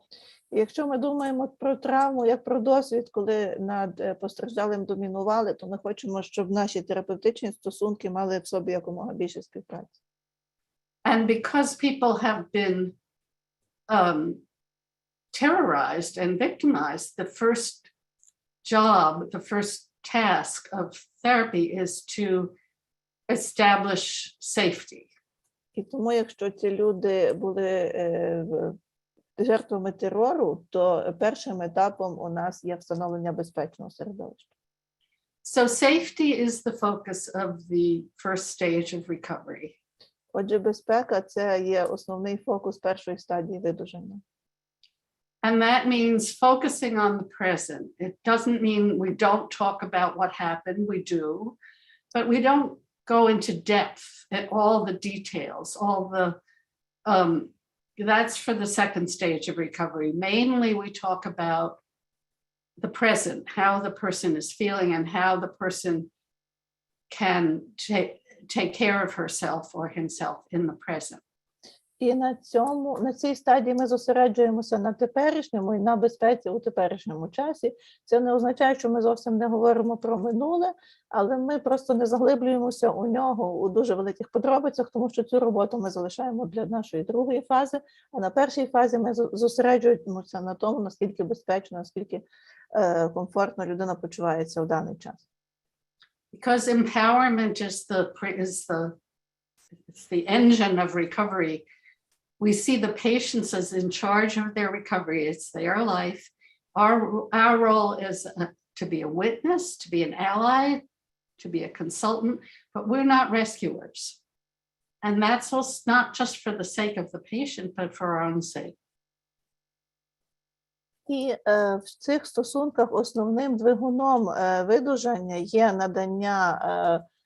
надання влади і можливості дії пацієнту. І, власне, сам пацієнт керує своїм видужанням, а терапевт може бути свідком цього, може бути союзником, може бути консультантом, але ми не є рятівниками в даному випадку.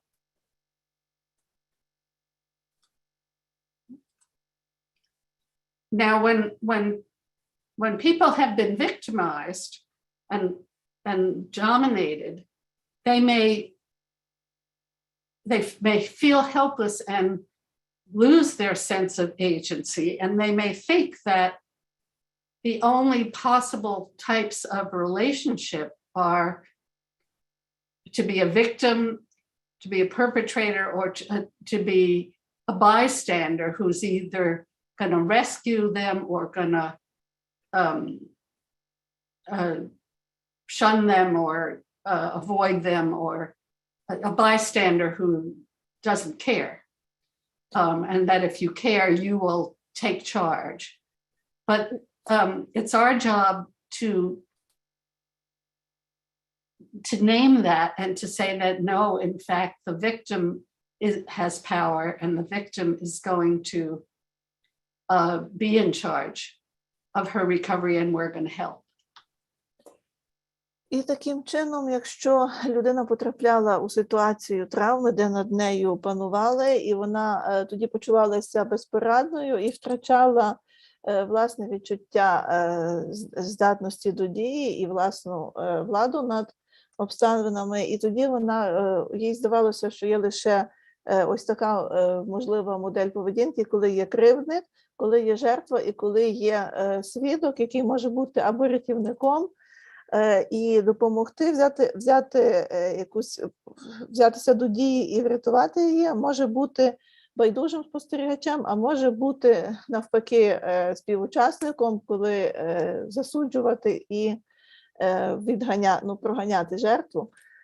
Але ми повинні в даному випадку назвати це і охарактеризувати, і дати владу в руки постраждалому для того, щоб він міг діяти активно.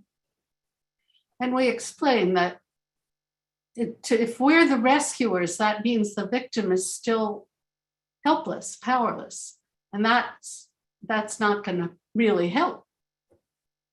And it's also too much responsibility for us, and we're going to burn out. Якщо, наприклад, ми займемо позицію рятівника, то це означає, що постраждалий є в позиції жертви, він безпорадний і залежить від нас, і ми не зможемо йому допомогти, і дуже швидко це призводить до вигоряння. So our job is to help the victim find her own sense of empowerment. Отже, нашим завданням є допомогти отримати власне почуття дії. So here are the stages of recovery. We talked about safety, and I'm going to talk more about that in a minute, but just as a preview, once people really have that sense of that there's a difference between the past and the present, that happened in the past, but they're not helpless anymore. That's when it's time to be able to visit the past from a position of safety so that you can, and that's the time when people really talk about the details of what happened and grieve for what has been lost. Because they're never going to go back to the person they were before this happened, but they are going to make this part of their life story and not the whole life story. І таким чином ось є представлені стадії видужання. Про першу ми вже трохи говорили. І коли пацієнти або клієнти розуміють, що є відмінність між теперішнім і минулим, що у минулому вони були безпорадними, але вони вже більше не є безпорадними, тоді настає час відвідати минуле вже з позиції безпеки і розглянути ті деталі, які його стосуються, а також оплакати те, що було втрачене. Тобто те, що люди вже не стануть такими, якими вони були до травми, але також, що це минуле повинно стати частиною їхньої історії, а не всією їхньою історією. And finally, people often think that they're going to be grieving forever, but in fact, bit by bit, they become more interested in the present and can begin to envision a future.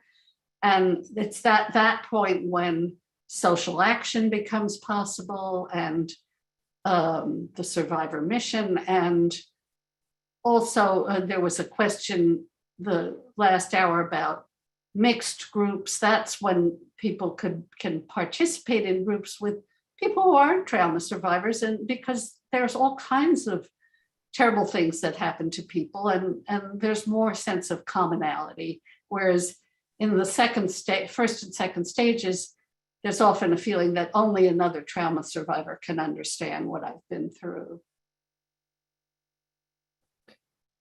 Отже, тоді виходить, тоді людям спочатку здається, що вони оплакуватимуть це вічно, але з часом вони стають більш зацікавленими у своєму майбутньому, у своєму теперішньому, а ще пізніше починають дивитися у майбутнє, і саме тут відбуваються ці суспільні дії, і ця місія того, хто вижив.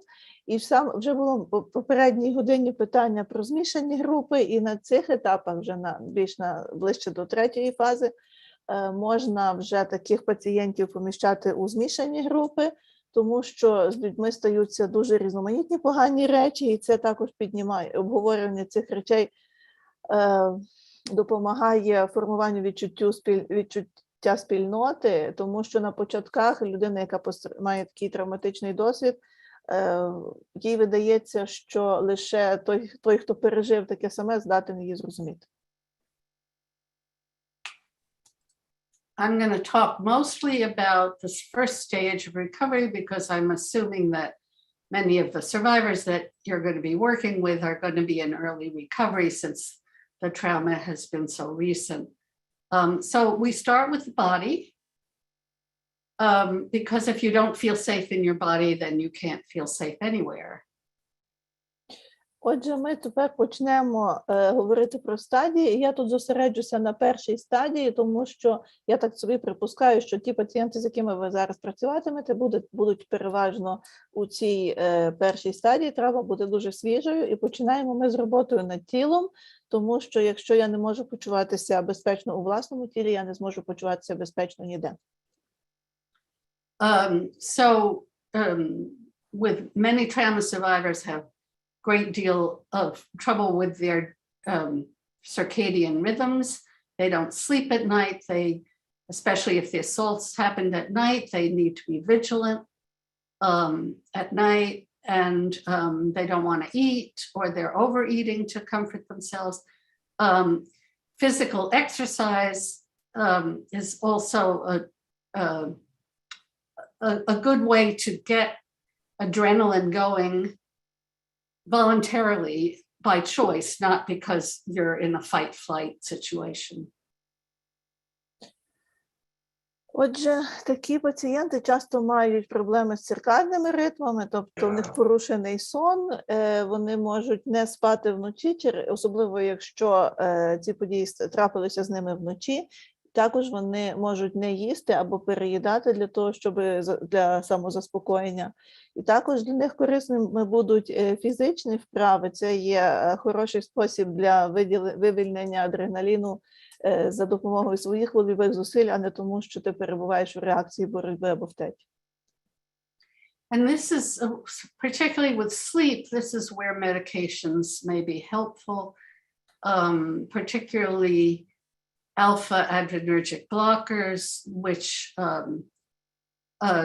can tamp down the adrenaline response that keeps people agitated. Those drugs are quite safe. They're not addicting. They're short acting, so that even for example, if a person takes a medication at bedtime and then is wide awake at 2 a.m, she can take another one and not be, get another 4 hours of sleep and not be hungover when she wakes up. І в цій стадії корисними будуть снодійні препарати, наприклад, альфа-адреноблокатори, які зменшують рівень адреналіну, і вони є безпечні, мають короткочасну дію і не викликають звикання. Тобто, якщо людина випила таблетку перед сном, а пізніше прокинулася в другій ночі, то вона тоді безпечно може прийняти ще одну для того, щоб ще поспати години 4 до ранку, і тоді в неї не буде відчуття важкості зранку. Unfortunately, many people discover that alcohol and opioids, if they can get them, are very good medications for PTSD. They really calm down that hyperarousal, but they have the price that people pay in terms of addiction is very high. Також, на жаль, багато людей відкривають для себе заспокійливу дію алкоголю та опіоїдів, якщо вони можуть їх дістати. Вони вважають, що це в лапках хороші ліки для ПТСР, тому що вони їх заспокоюють, але тут є висока ціна, яку потрібно платити у вигляді виникнення залежності. And then people also need basic health care, particularly rape survivors. They need to be, if possible, they may get various kinds of sexually transmitted diseases, including HIV. If possible, they need preventive treatment for HIV and antibiotics for some of the other sexually transmitted diseases. And they may also need pregnancy prevention or abortion care. І також таким людям, особливо постраждалим від зґвалтування, потрібна базова медична допомога, тому що вони можуть, припустимо, заразитися захворюванням, яким передаються статевим шляхом, можуть заразитися вірусом імунодефіциту людини. В такому випадку їм потрібно буде профілактичне лікування, антибіотикотерапія при захворюваннях, які передаються статевим шляхом, а також може знадобитися екстрена контрацепція або переривання вагітності.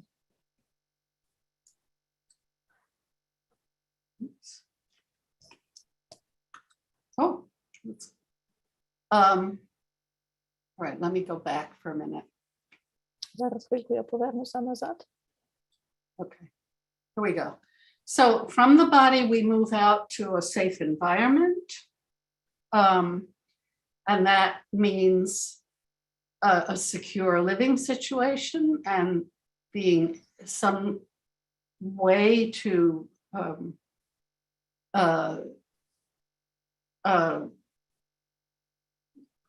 survive in terms of just basic needs for shelter and food, and some sort of safety, which probably means not being alone. Також такі люди потребують безпечного середовища в плані базової безпеки в їхньому житті, забезпечення їхніх базових потреб, а також безпеки стосується також перебування їх не на самоті, щоб вони були в товаристві. And of course, with refugees, this is the focus of much of the emergency first aid. І для біженців, звичайно, що на цьому, власне, фокусується невідкладна перша допомога. And then finally, people need to be able to take care of themselves and feel competent to take care of themselves. And that is a biopsychosocial project. So we address everything from the biological to the social. І такі люди, звичайно, потребують здатності дбати про себе, і це є біопсихосоціальний проєкт, сюди ми включаємо усі ці аспекти. So we've already talked a bit about medications. Antidepressants are also prescribed for post-traumatic stress disorder. They help some people. They do not have a very impressive track record. We do not have,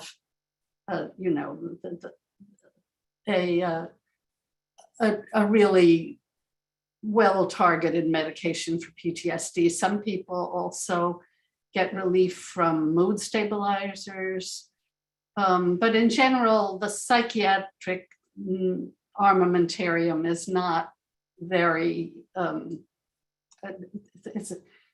it's nothing to depend upon.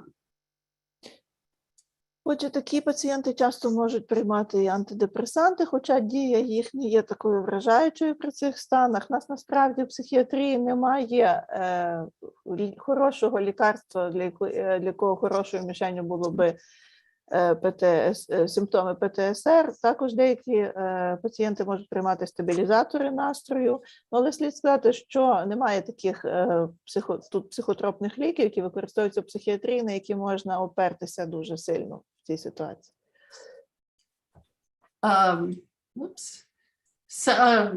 Some cognitive behavioral strategies are helpful for many people. We mentioned exercise already. Some people can use meditation or relaxation techniques, again, to deal with the hyperarousal of post-traumatic stress. Також є певні стратегії когнітивно-поведінкової терапії, які можуть застосовуватися. Також ми вже згадували про фізичну активність, про вправи, і деякі люди можуть з користю застосовувати медитацію та методи релаксації для того, щоб зменшити це відчуття перезбудження. Cognitive strategies also can include things like keeping a journal, making lists of reminders of how to, how to ground oneself, and making plans. And we often ask our survivors to, if we're seeing them weekly, for example, to just plan one thing to do in the next week to take care of themselves that they are pretty sure they can do. There's no sense making plans and then coming back the next week and saying, oh, I never did it. You want that feeling of mastery. So do something small, plan to do something small and then do it. And then come back and say, I did it. And that is the beginning of the sense of empowerment. Наприклад, також можна використовувати когнітивні стратегії, ведення щоденників, складання списків, планів, нагадувань, тобто всього такого, що нас заземляє. І якщо ми, припустимо, бачимося з пацієнтами один раз на тиждень, то вони можуть запланувати якусь одну річ, яку вони зроблять для себе впродовж наступного тижня, але це повинно бути щось таке, що можливо здійснити, тому що немає ніякого сенсу, щоб вони прийшли наступного разу і не здійснили те, що запланували. І важливим кроком до віддання влади в руки постраждалим є те, що вони зможуть прийти наступного разу і сказати, я це зробив, я це виконав для себе. And of course, the relational strategies, talk to someone, don't just try to pretend it never happened. That's what you're going to want to do, but it's much better if you have someone to talk with.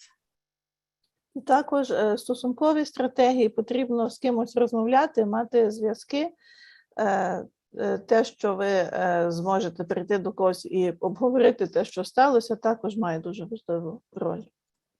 That may take a while to establish because rape is such a violation of trust that it may take time to trust people again. And patients should be advised of that.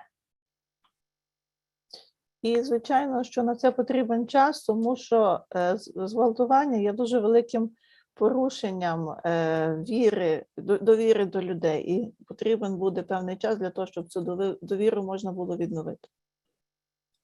And finally, this is not an individual problem. This is a social problem.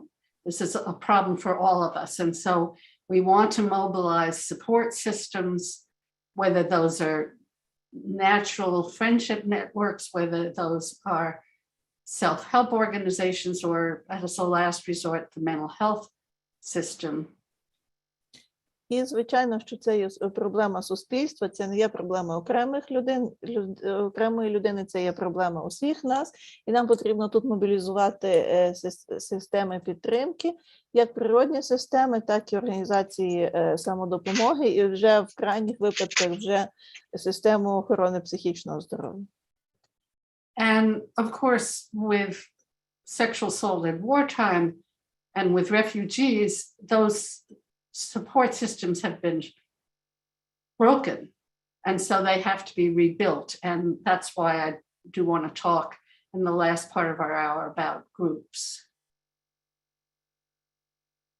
І оскільки в нас зараз є воєнний час, то багато з цих систем підтримки були зруйновані, і тому, власне, цю останню годину я хотіла би поговорити про групову роботу.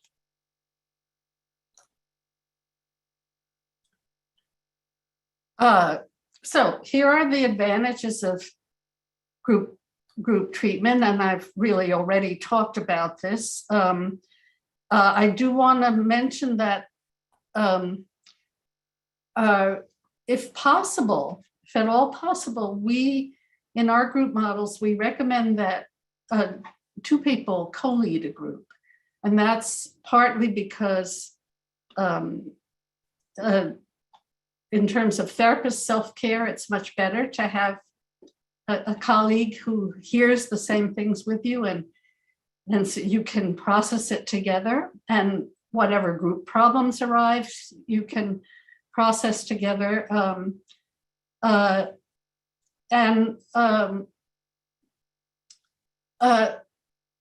It's not always possible, of course, but also if you don't have a lot of experience running groups, it's good to have a colleague to learn with. Отже, я вже говорила про частково про переваги групової терапії, але ще хочу додати, що корисним для такої групи, в такій групі було мати котерапевта, тобто, щоб двоє людей провадили цю групу, це значно краще для турботи про себе. І після груп котерапевти можуть разом опрацьовувати те, що вони почули на групі. Також, якщо виникають якісь проблеми з груповою динамікою, то вони також можуть їх опрацьовувати разом. Звичайно, що це є не завжди можливо технічно здійснити, але це дуже рекомендується, особливо якщо у вас немає великого досвіду ведення груп. So here's the manual I mentioned for our stage 1 group. That has the worksheets. Це посібник, про який я говорила вже, у якому є ці листи з запитаннями, так, темами. And here are the topics for each of our group sessions. It's our trauma groups are time limited.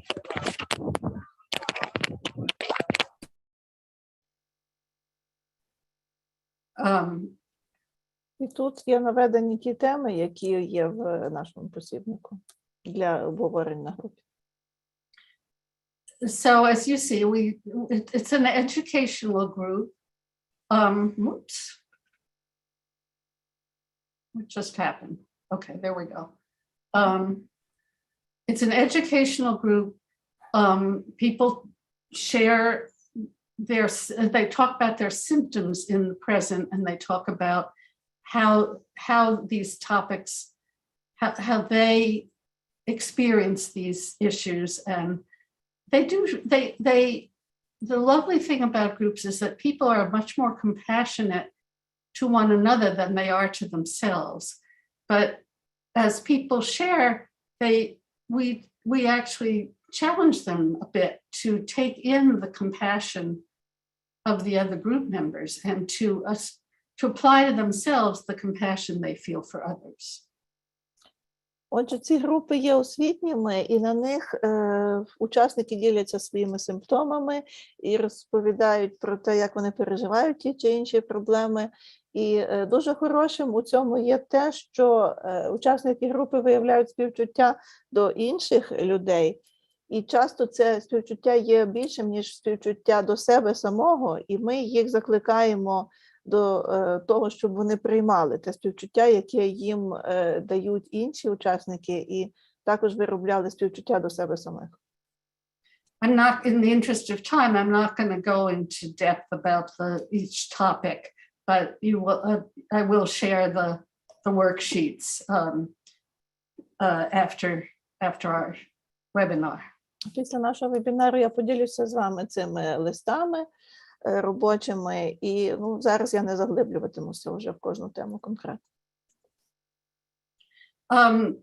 Stage 2 groups are really where people, again, they are best restricted to survivors, trauma survivors. And we usually, in stage 2 groups, we often have women's groups, men's groups separately, and we also have, for people who are willing, a group of women and men. And again, in these groups, people do go into depth about their stories, but patients often have a fantasy that they're just going to kind of vomit and everything will come out and then it'll be gone. And that's not what happens. It's much more of a gradual process of integrating this story with a life story, so that it's, again, as we talked about before, after you've grieved it, it's part of your life, and you're not, it's changed your life, but it's not the whole story of your life, and you are much more than your trauma story. І це є друга стадія реконструкції травми. Вона зазвичай обмежена лише постраждалими. Ми можемо тут окремо мати групи для чоловіків, окремо для жінок, або за згодою ці групи можуть бути змішані.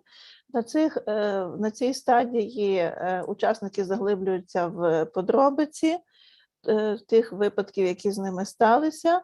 І часто учасники мають в таких випадках фантазію, що вони як виблюють усе це, що в них всередині є, воно вийде з них і зникне. Але, на жаль, це не так, звичайно, і це є поступовий процес інтеграції пережитого досвіду із життєвою історією.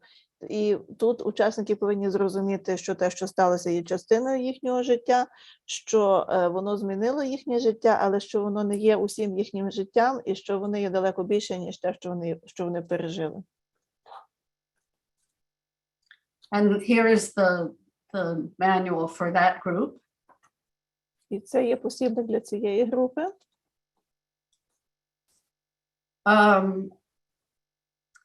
In the interest of time, again, I'm going to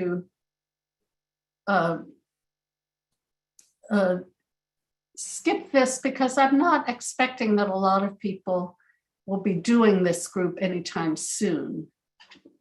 Я це пропущу зараз, тому що я не думаю, що хтось з вас найближчим часом буде проводити таку роботу.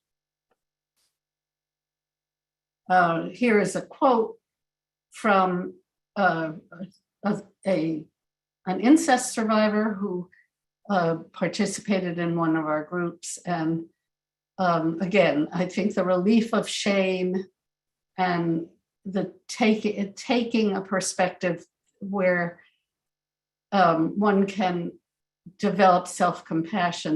These are the big gains that we see with these groups. І тут є цитата нашої учасниці, яка пережила інцест у свій час. І я вважаю, що тут, власне, дуже важливим є звільнення від сорому, а також розвивання у собі співчуття до себе самого. Це дуже важлива перевага цих груп. In the final stage of recovery, that's when people can really begin to feel like they have a life worth living again, that they can develop more intimacy, that they can take action with other people.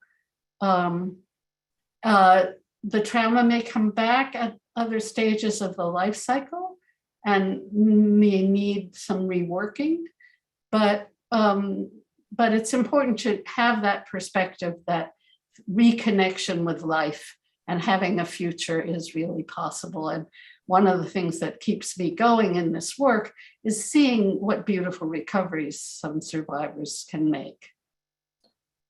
І на третій стадії учасники довідуються, що життя все-таки вартує того, щоб жити. Вони вступають, їхні стосунки з іншими стають більш близькими. Вони також здійснюють певні дії активні стосовно інших людей. І, звичайно, що травма може повертатися і на різних етапах життя, і може вимагати ще додаткового пропрацювання, але на цій стадії, власне, пацієнти починають бачити, що у них, можливе, є майбутнє, якесь світле попереду, і це саме те, що мені допомагає у цій роботі, власне, бачити те, наскільки прекрасним може бути видужання. And finally, I want to call your attention to a recently published group model that is designed specifically for refugees. It was, the study was done with Syrian refugees in Lebanon. No, not Lebanon. Anyway, Syrian refugees. З вашу увагу на цю нещодавню групову модель, яка була розроблена прицільно для біженців, а саме сирійських біженців. And this model there's actually two groups. The first one is really focused on the body with exercise and breathing and so on. That's a 10-session group. And then the second group is a talk therapy group. And it uses topics really focused of, she uses this, Mary Bunn, who's the author, designed this group with topics from all three recovery stages and reports very nice outcomes with these groups. І також тут є дві групи. Одна зосереджена на тілесній роботі. Там проводиться 10 сеансів, які зосереджені на диханні, припустимо, і так на рухах. А друге – це є група розмовної терапії, яка включає теми з усіх 3 стадій терапії, і автори кажуть, що дуже також допомогло багатьом. And Mary Bunn is at the University of Illinois, and I would imagine she might be a good person to consult if you're interested in developing groups for refugees. She did the groups separately for men and women. І Мері Бан, автор методу, працює в університеті штату Іллінойс. Я думаю, що з нею можна було би проконсультуватися, якщо ви хотіли проводити такі групи. Вона проводила окремі групи для чоловіків і окремі для жінок. So finally, I want to end with a quote from Sohaila Abdullahi, who I quoted at the beginning of this talk. Я б хотіла зараз процитувати знову Сохайлю Абдуллалі, яку я цитувала на початку цієї доповіді. And I'll just let her words speak for themselves. Я просто дам їй самій говорити від свого імені.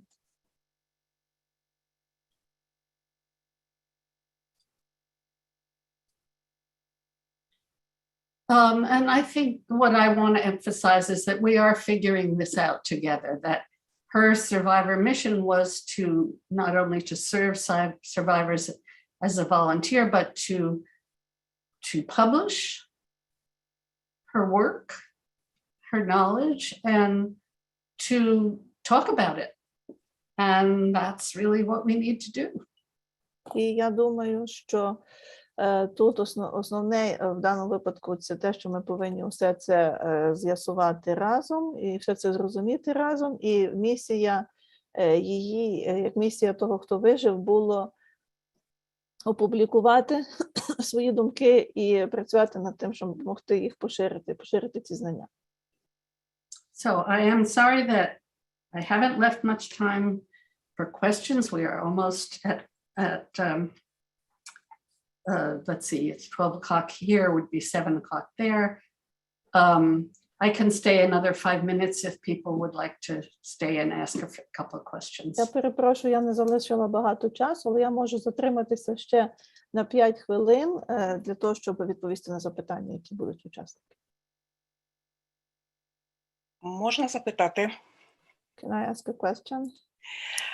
Доктор Джудіт, я правильно зрозуміла, препарати альфа-адреноблокатори є рекомендуються як препарати першого ряду для лікування розладів сну, травми, зґвалтування і не на відміну, скажімо так, традиційно використовуваних небензодіазепінових снодійних по типу сулпідем, зопіклон. Я би хотіла знати міжнародні назви, щоб знайти їх аналоги тут в Україні, і чому саме альфа-адреноблокатори. Could you please tell more about the sleep medication for immediately after traumatic experience? You mentioned alpha-adrenergic blockers, right? Mm-hmm. Could you please say the international names so we could look them up if we have those here? Oh, clonidine and prazosin. Prazozem, так? Презезин? Prazozem. Clonidine. Празодін по-нашому. Prazozin, так? Prazozin і клонідин. А клонідин – це клофелін, взагалі-то. Вони всі дуже знижують, They're usually prescribed for hypertension, but they can be used for this purpose as well. Їх зазвичай приписують при гіпотензії, але для цього їх теж можна використовувати. Це препарати першого ряду, я правильно зрозуміла? Найкраще Are these first choice treatment? Excuse me? Are these first choice treatment? First line treatment for? I think for insomnia, yes. Мені здається, що при безсонні так. А золпідем, зопіклон, небензодіазепінові снодійні, вони не використовуються? And do you use non-benzodiazepine sleeping pills like zolpidem and zopiclone? The problem with benzodiazepines is they're fine for short-term use. So that was about non-benzodiazepines like zolpidem. Just sleep. Yeah. You can use those as well. They work for some people. Їх можна теж використовувати для декому вони допомагають. They're in my experience, they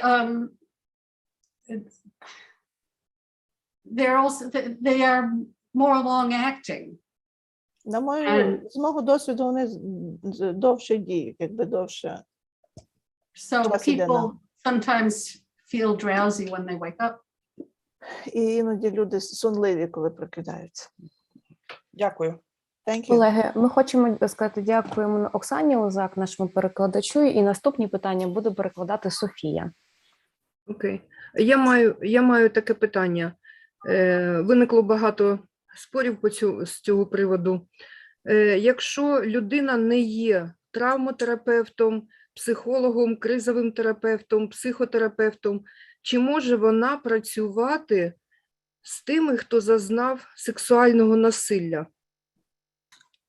So I have the following question, and we have had many debates about this topic. If a person is not a trauma therapist and not a crisis therapist, not a psychologist, can she actually work with the rape survivors? Oh, sure. Yeah. I mean, this should be part of every therapy, given how common sexual assault is and how common trauma is. This should be part of every therapist's training. It isn't. But that's why we have continuing education. And again, if you have, it might be, if you can get supervision from a trauma therapist from time to time, that would be good. But I don't think it should be restricted, especially when the need is so great. Так, звичайно, можуть. І попри той факт, що не у всіх спеціалістів не всі спеціалісти проходили навчання з травматерапії, але через підвищений попит на роботу з такими питаннями, через широку розповсюдженість зґвалтувань, звичайно, всі можуть працювати, і саме через це наше навчання, воно є таким тривалим, і ми навчаємося навіть тоді, коли вже працюємо, і на жаль, не всі проходять таке тренування, але якщо у вас буде змога, наприклад, взяти супервізію від травматерапевта, це також було б дуже корисно. Дякую за відповідь. Thank you very much for your answer.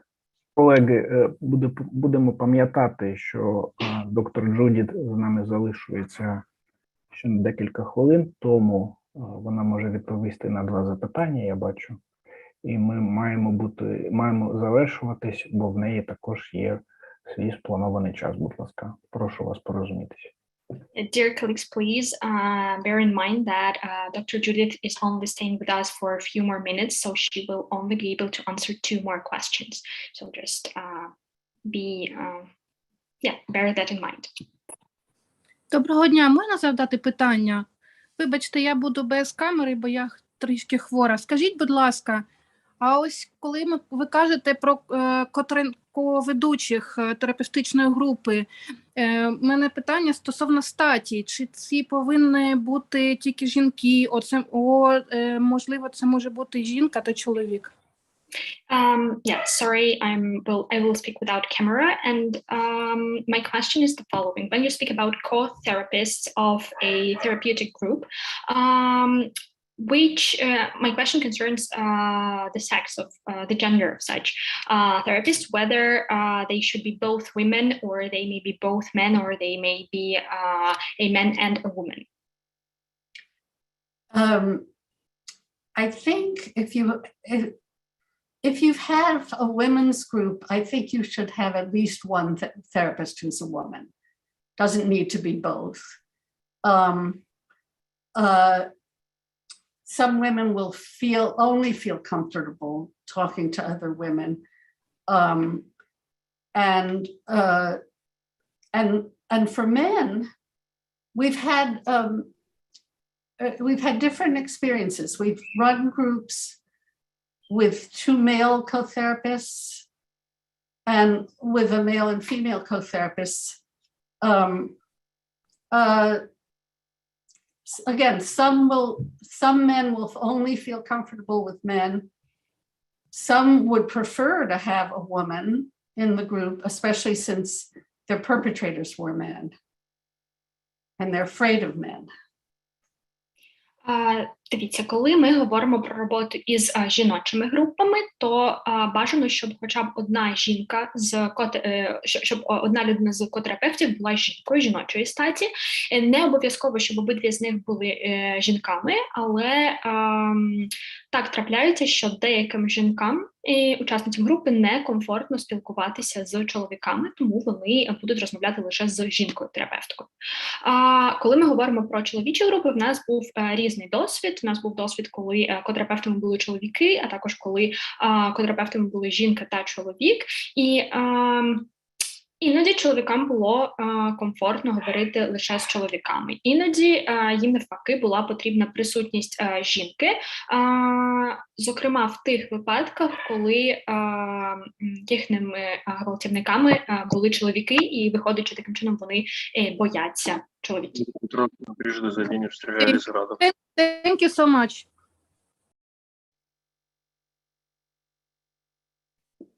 Я маю 2 питання, будь ласка. Чи працюємо ми окремо з родичами постраждалого? І наступне питання. Якщо жертва сексуального насильства відчуває себе такою забрудненою і багато розмовляє про відчуття у тілі, які терапевтичні методи роботи ви використовуєте у вашому центрі? Дякую. So I have 2 questions. The first would be whether we should work with the relatives of the rape survivor separately. And the second question will be if the rape survivor keeps on describing themselves as as we're having this feeling of dirtiness, which therapeutical methods do you recommend to apply? The first question regarding the relatives, I think it's up to the survivor. Some people might, for example, want to, if they want to talk about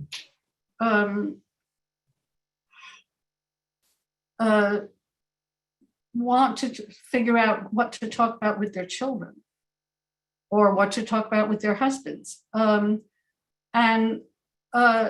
So I think you can follow the lead of the survivor. And then sometimes relatives may come in and want some help with, we know this happened, but how do we talk about it? So I would just follow those cues.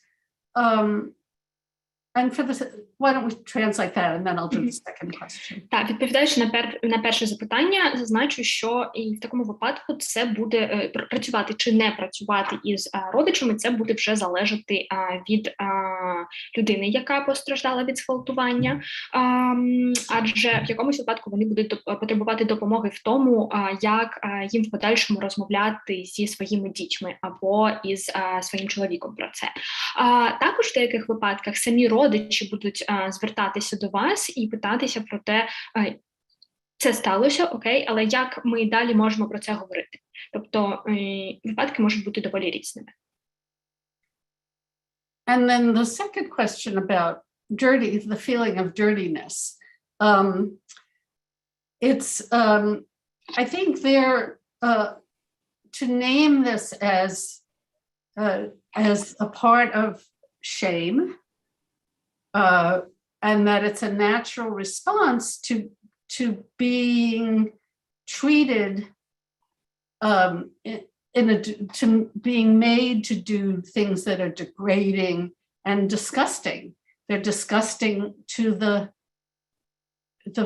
survivor, the victim, and she's afraid that it's disgusting. Now other people are going to feel disgust, but that's about shame. And it's not about actually her body being dirty. Now, of course, if there is a sexually transmitted disease, then that amplifies the feeling of dirtiness, and that is another reason to really try to get some medical care as quickly as possible. Тож, коли ми говоримо про почуття цього бруду, відчуття брудності в постраждалих від зґвалтування, то зазвичай частина цього почуття вона пов'язана із стидом. Це пов'язано із тим, що це є природна доволі реакція на примус до прийняття участі в доволі бридких речах, бридких для самої людини, яка постраждала. І таким чином людина починає уявляти, що і для інших людей вона також стає бридкою. Тобто загалом тут ми маємо працювати зі стидом. І інший момент, коли все ж таки трапляється, що людина, що постраждала від зґвалтування, вона отримає захворювання, що передаються статевим шляхом, тут дуже важливо отримати медичне лікування.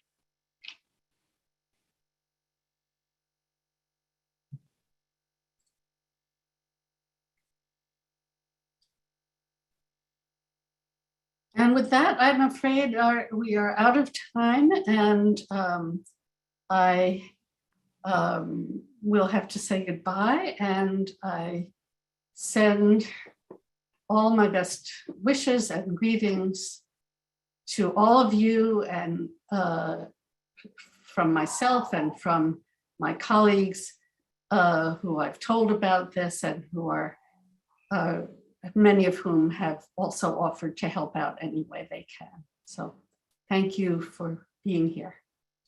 Тож дякую вам дуже за те, що прийняли участь в нашій сьогоднішній зустрічі. На жаль, наш час вже добіг кінця, і я хочу передати вам свої найщиріші співчуття від мене особисто, а також від усіх моїх колег. з якими ми говорили про ту ситуацію, в якій ви опинилися. Ми вдячні доктору Джудіт Герман за цей семінар. So, Dr. Judith, we are extremely thankful to you for this seminar. І навіть, мабуть, слів вдячності їх бракує. Але я впевнений, що кожен фахівець тут вам дуже вдячний. Ось, ми будемо з вами на зв'язку. Дякуємо за ті матеріали, що ви надали. Ми їх надамо нашим колегам у телеграм-каналі. Ось, та будемо з вами також на зв'язку. І ще хочу подякувати та зробити невелике інформаційне, надати інформацію, що доктор Джудіт Герман познайомила нас з двома своїми колегами, з учнями, які також будуть проводити навчальні вебінари по специфічним темам. Наприклад, було питання по роботі з сім'єю, буде окремий вебінар по роботі з сімейною системою, наприклад, коли сталося гвалтування у військовий час. Тобто ми будемо працювати далі, та доктор Герман ще нас так підтримує. Україну у цьому проєкті разом з своїми колегами. Ми також дуже вдячні. So, Judith, we want to say that we do feel the lack of words to express our gratitude right now, and I believe that every single of our participants today is extremely grateful to you for your participation and for your help. And thank you very much also for the materials that you have shared with us. We will distribute them to our participants in our Telegram channel. And maybe some informational point that we have already planned the seminars with two of Dr. Judith students who will be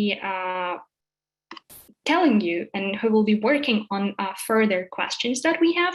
And we also had this request to work with the family system when the rape has happened within the family and the family members are affected. So we will also look into that in the upcoming weeks. Thank you. Дякую. Thank you. Що, колеги, до побачення. До нових зустрічей. До побачення. Дякуємо. Дякуємо. Дякуємо. Дякуємо, до побачення. До побачення. Дякую перекладачам. Дякую всім. Дякуємо. Дякую.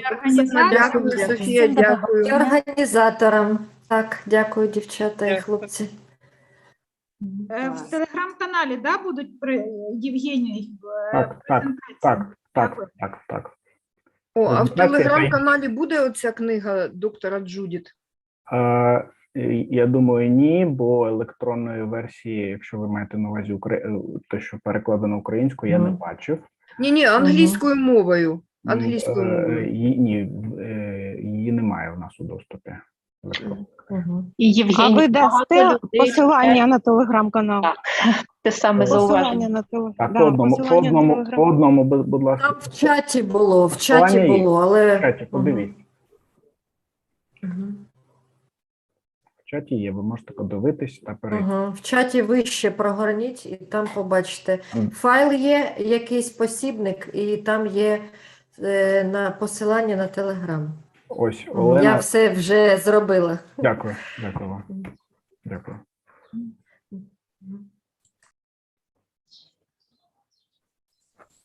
Так.